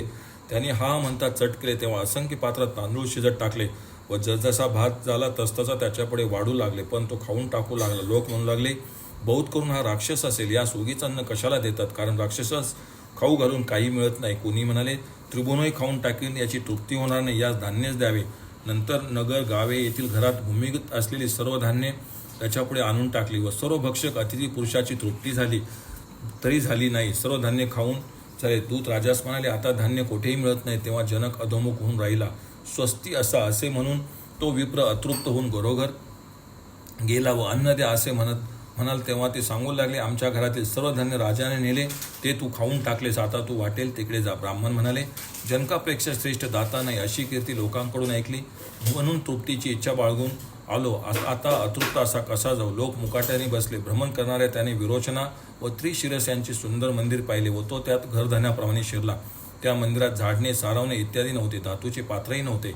पृथ्वी हेच ज्याचे आसन व आकाश हे ज्याचे वस्त्र, असे दोघेही दिगंबर धातूच्या पात्राच्या स्पर्शापासून होती. ती नित्य आचित भोजन करीत, चित्ताच्या शुद्धीकरता जलाच्या योगानेच क्रिया करत. ब्राह्मण वेशधारी गजाननाने त्यास पाहिले. घराला चारी बाजूस माशा व डास होता व अनन्य भक्तीने पुष्पे पल्लव यांनी पूजलेली गणेश मूर्ती त्यांनी पाहिली. तो म्हणाला, हे निष्पाप भक्त हो, मिथिलाधिपतीची कीर्ती ऐकून अतिभुकेलेला मी तृप्त होऊन म्हणून आलो होतो, पण त्याने मला तृप्त केले नाही. दांभिक कर्माच्या योगाने सत्वाचे रक्षण होत नाही. माझी तृप्ती करणारे तुमच्या घरात काही असेल तर द्या. दाम्पत्य म्हणाले, चक्रवर्ती राजाने तुला तृप्त केले नाही, आम्ही दारिद्र्याने तुझी तृप्ती करणारे काय द्यावे. नदी नद्यांच्या असंख्य जलाने समुद्र भरत नाही, मग एक थेंब पाण्याने कसा भरेल. द्विज म्हणाले, भक्तीने दिलेले थोडे मला पुष्कळ तृप्त देते, पण भक्ती वाचून किंवा दंभाने पुष्कळ दिलेले व्यर्थ होय. दोघेही म्हणाली, ब्राह्मणा तुझी शपथ, आमच्या घरात काही नाही. गणनाथाच्या पूजेकरता सकाळी दुर्वा आणल्या होत्या, त्यांनी गणनाथाची पूजा केली, त्यातील एक दुर्वांकूर शिल्लक आहे. द्विज म्हणाले, भक्तीने दिलेला तो एकही माझ्या तृप्तीस कारण होईल, तो मला द्या. विरोचनेने त्यास एक दुर्वांकूर भक्तीने दिला, त्याच्या योगाने तो द्विज तृप्त झाला. भात खीर नाना पक्वाने चाटावयाची, चोखावयाची, तोंडी लावणी इत्यादी सर्वांची त्या दुर्वांकुराच्या ठाई कल्पना करून जठरानल एका क्षणात शांत झाला व तृप्ती प्राप्त झाली. तृप्त राहलेल्या ब्राह्मणाने हर्षामुळे त्रिशरास आलिंगन दिले. ते कुत्सित रूप टाकून गजानन प्रकट झाले. चतुर्भुज, कमलनयन, शुंडादुंड, हातात कमल, परशु, माला व दात, मस्तकावर मुकुट, कानात दैदीप्यमान कुंडले, दिव्य वस्त्र परिधान केलेले, दिव्य गंधाची उटी अंगाला लावली आहे व ज्याचे अंतःकरण प्रसन्न झाले असा तो देव दंपतीस म्हणाला, हवा तो वर मागून घ्या. तेव्हा ते म्हणाले, यापुढे आमचा जन्म जेथे होईल तेथे तुझी दृढ भक्ती प्राप्त हो किंवा या भवसागरातून मुक्त कर. आमच्या मनामध्ये या वाचून दुसरे काही नाही. तेव्हा तथास्तु असे म्हणत देव बोलला. त्रिशीर भक्तास त्याने पुन्हा आलिंगन दिले व तो गुप्त झाला. कौंडिन्य म्हणाले, आश्रये, या कारणामुळे मी देवास दुर्वा वाहतो. जो देव असंख्य पदार्थ खाऊन तृप्त झाला नाही, तो एका दुर्वांकुराने तृप्त झाला. हा दुर्वांकुराचा महिमा तुला सांगितला. भक्तीने जो हा दुर्वांकुराचा इतिहास ऐकतो, दुसऱ्यास ऐकवितो, त्यास पुत्र, धन व भोग मिळून तो इह परलोक आनंदाने मिळवतो.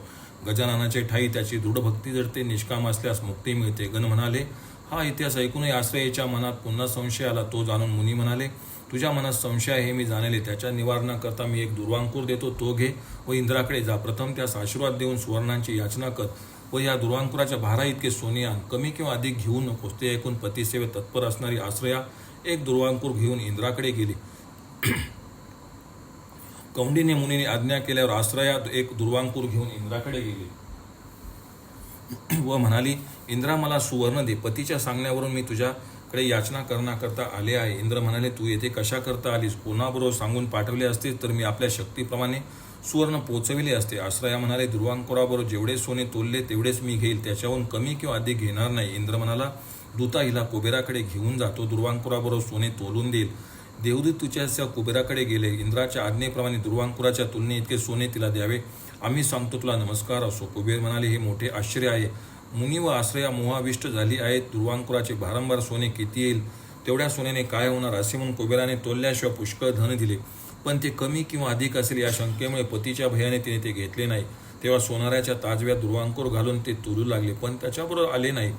पण पाण्याची व नंतर तेलाची तागडी आणली, पण त्यातही पुरेसे सोने राहीना. तेव्हा मोठा घाट बांधला व त्याच्या एका बाजूस सोने व दुसऱ्या बाजूस दुर्वांकूर घातला, पण दुर्वांकुराचे पारडे खाली राहिले. तेव्हा कुबेर आणखी पुष्कळ सोने घालू लागला, परंतु ते जमिनात. तेव्हा खजिन्यातील व पर्वतासारखे सर्व द्रव्य घातले तरी दुर्वांकुराची बरोबरी होईना. तेव्हा पत्नीस बोलावून कौतुकयुक्त झालेला कुबेर म्हणाला, हे सुंदरी, माझ्या सांगण्यावरून तू अगोदर घाटावर बैस. तरी जर दुर्वांकुराची बरोबर झाली नाही तर आपले सत्व राखण्याच्या इच्छेने मीही घाटावर बसेल. ती प्रतिव्रता घाटावर आरूढ झाली, पण तीही दुर्वेबरोबर भरली नाही. तेव्हा कुबेराने घाटात सर्व नगरी घातली, पण अंकुरवर येईनात. हे ऐकून हत्तीवर बसलेला इंद्र तेथे आला. तोही आपल्या सर्व द्रव्यांसह घाटावर चढला, तरी अंकुरवर आला नाही. तेव्हा खाली मान घालून हे काय आहे असे म्हणाला. विष्णू व शंकराचे स्मरण केले. तेही नगरासह घाटावर बसले, पण दुर्वांकुर वर आला नाही. तेव्हा शंकर, विष्णू, कुबेर, वरुण, इंद्र, अग्नी, वायू हे घाटातून उतरले व कौंडिन्याजवळ गेले. सायंकाळ झाली. म्हणजे ज्याप्रमाणे पक्षी घाटात येतात तसे देव, देवर्षी, सिद्ध, नाग त्या मुनीजवळ आले व नमस्कार करून खिन्न होऊन म्हणाले, मुने, पूर्वपुण्यामुळे तुमचे दर्शन झाले. आपले पाप लयास गेले. यापुढे आमचे कल्याण होईल.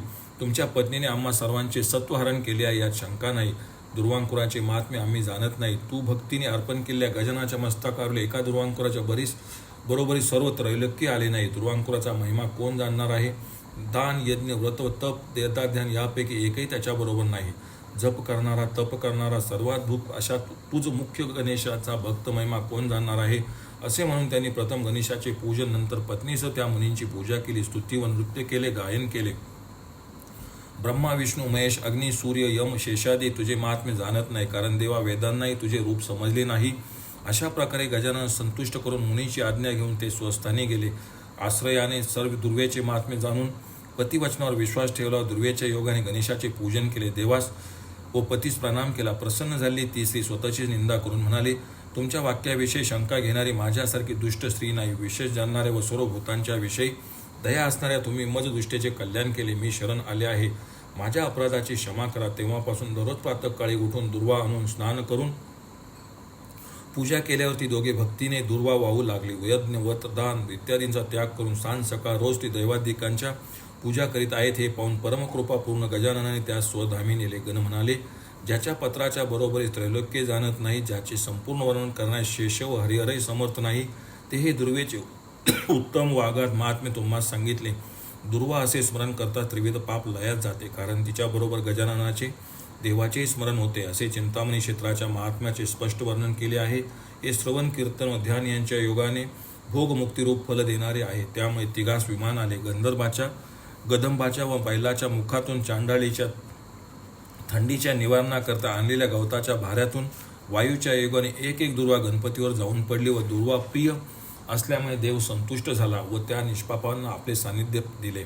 दुर्वेच्या केवळ एका गंधामुळे वास प्रभू प्रसन्न होतो. मग प्रसंग आणून भक्तीने त्यांच्या मस्तकावर वाहिल्यास काय विचारावे. राजाने दूतमुखाने दुर्वा महिमा ऐकला. पूर्वी हा मुनींनी ऐकला किंवा पाहिला नव्हता. स्नान करून दुर्वा घेऊन त्यांनी विनायकाचे पूजन केले. सेवकांनी दुर्वेने देवाची पूजा केली. तेव्हा सर्व दिव्य देही बनले व दिव्य वस्त्र धारण करून देववाद्य वाजवित आहेत अशा विमानात बसून विनायकाच्या धामास गेले. नगरातील लोक तो महोत्सव पाहण्याकरता आले. प्रत्येकी 21 दुर्वांनी त्यांनी गणेशाची पूजा केली. भोग भोगून गणेशाच्या स्थानाप्रत गेले. त्यांच्या पुण्याच्या साठ्यामुळे विमानही वर जाऊ लागले. म्हणूनच गणेश भक्ताने दुर्वा वाहून पूजा करावी. जो चुकीमुळे दुर्वेच्या योगाने पूजा करत नाही तो चांडाळ होय, तो नरकात जातो, त्याचे मुखही पाहू नये. जो दुर्वेच्या योगाने गजाननाची पूजा करतो त्याच्या दर्शनाने अन्य पापी शुद्धी होतात. पुष्कळ दुर्वा मिळाल्यास एकाच दुर्वेने पूजन करावे, त्याने कोटीपट पूजा केली असे होते, यात शंका नाही. याच्या श्रवणामुळे पापांचा नाश होतो. दुर्वा महात्म्य दुष्ट बुद्धीच्या पुरुषास सांगू नये, प्रिय पुत्रास सांगावे. हे ब्रह्मदेवाच्या मुखाने ऐकून कृतवीर्याचा पिता हर्षयुक्त झाला. ब्रह्मदेवास नमस्कार करून त्यांची आज्ञा घेऊन विस्मयुक्त होऊन तो आपल्या नगरीच्या स्थानी गेला. शूरसेन म्हणाला, इंद्रा, गणनाथाची कथा सांग. कृतवीर्याच्या पित्याने काय केले? इंद्र म्हणाला, राजाने संकष्ट चतुर्थी व दुर्वाख्यान ऐकले. तो चिंतायुक्त झाला. पुत्ररहित पुरुषास गती मिळत नाही, पण मला पुत्र कसा होणार? कृतवीर्याने आपला स्वप्नात पित्यास पाहिले. दोघांचे कंठ सद्गतीत झाले. प्रेमामुळे विवळ झालेल्या अनंत करणारे त्यांनी एकमेकास आलिंगन दिले. पुत्रास हाताशी धरून पित्याने पलंगावर बसवले. तो म्हणाला, पुत्रा, तू पुत्र होण्यासाठी फार प्रयत्न करीत आहेस. मी तुला उपाय सांगतो. मृत्यूलोकाहून आलेल्या नारदाने मला हे सांगितले. मी लगेच ब्रह्मदेवाकडे गेलो. नमस्कार केला व विचारले, माझ्या पुत्रास संतती कशी होईल? तेव्हा त्याने संकष्ट चतुर्थी व्रत सांगितले. हे व्रत करून पापाचा क्षय झाला म्हणजे तुझ्या पुत्रास संतती होईल. ब्रह्मदेवाने जसे सांगितले तसेच मी लिहिलेले हे पुस्तक तू घे. त्यात सांगितल्याप्रमाणे 1 वर्ष हे व्रत कर, म्हणजे संकटहरण करणारा सिद्धिविनायक प्रसन्न होईल, तुला पुत्र होईल. असे सांगून तो गुप्त झाला. नंतर कृतवीर्य जागा झाला. त्याने हातात पुस्तक पाहिले. तेव्हा स्वप्नात पाहिलेल्या गोष्टींचे स्मरण होऊन शोक व आनंदाने त्याचे मन भरून गेले. तो डोळ्यातून अश्रू ढाळू लागला. पित्याच्या शोकामुळे कष्टी व पुस्तक प्राप्तीमुळे हर्षयुक्त झाला. तेव्हा प्रधान येऊन म्हणाले, राजा सावधान हो, शोक सोड. शोक कशा करता करीत आहेस ते आम्हास सांग, कारण तुझ्या शोकामुळे आम्हासही शोक प्राप्त झाला आहे. तेव्हा कृतवीर्य म्हणाला, मी स्वप्नात पित्यास पाहिले, त्यामुळे माझे मन विवळ झाले. त्याने माझ्या हातात चतुर्थी व्रताचा बोध करणारे पुस्तक दिले व तो गुप्त झाला. तेव्हा त्याचे धन नष्ट झाले आहे. अशा निर्धन पुरुषाप्रमाणे मी त्याच्या वियोगामुळे शोक करीत आहे. पुत्राकरता तू हे व्रत कर, असे त्याने मला सांगितले. जागा होऊन हे पुस्तक हातात पाहिले तेव्हा आश्चर्य व हर्ष शोक यामुळे मी अश्रू ढाळले. प्रधान म्हणाला, जो सर्व लोक मनुष्य, नाग व राक्षस यांचा पिता तो संतुष्ट होईल. गजानन पितृरूपाने येऊन संतती करता उपाय सांगून गेला, कारण त्या वाचून पुस्तक कसे, स्वप्नातील गोष्ट खरी कशी होईल. प्रसादा वाचून स्वप्न भ्रम होय. प्रधानाचे भाषण ऐकून सावध झाले. राजाने पंडितास व आप्तासही बोलवून सांगितले, या पुस्तकाचा अर्थ सांगा. द्विज म्हणाले, या पुस्तकात ब्रह्मदेव व कृतवीर पित्याचा संवाद आहे. सर्व संकटांचा नाश करणाऱ्या चतुर्थी व्रताचे निरूपण, चंद्रोदय समयी गणेश पूजन, अंगारकी चतुर्थीचा महिमा यात सांगितलेला आहे. तिथी, देव व चंद्र यास मंत्रपूर्वक अर्धदान, 21 ब्राह्मणांचे पूजन, भोजन व दाने द्यावी असे निरूपण आहे. दुर्वा समर्पणाचे फल, पांढऱ्या दुर्वांचे वेगळे सांगितले आहे. तुला हे व्रत मोठ्या भाग्याने मिळाले आहे, कारण हे न पाहिलेले व ऐकलेले हे लोकांमध्ये उपकारच आहे. या व्रताचे श्रवण व मननामुळे मनुष्याच्या संकटाचाही नाश होतो. हे ऐकून राजा व सर्व लोक आनंद व आश्चर्ययुक्त झाले. राजाने त्या ब्राह्मणांची पूजा केली. त्यास वस्त्रे, अलंकार, रत्ने, धनधान्य इत्यादी बहुत दिले. कुलगुरू अत्री यास बोलावून आणले. त्यांची व देवांची पूजा केली व सुमुहूर्तावर त्यांच्यापासून एकाक्षरी विद्या घेतली. इंद्रिय जिंकून अनन्य भक्तीने गणेशाचे ध्यान व मंत्रजप तो करू लागला. संकटांचा नाश करणारे ते व्रत गजाननाच्या प्रीत्यर्थ व पुत्रप्राप्ती करता केले. ओम गम गणपते नमः. ओम श्री सिद्धिविनायकाय नमः.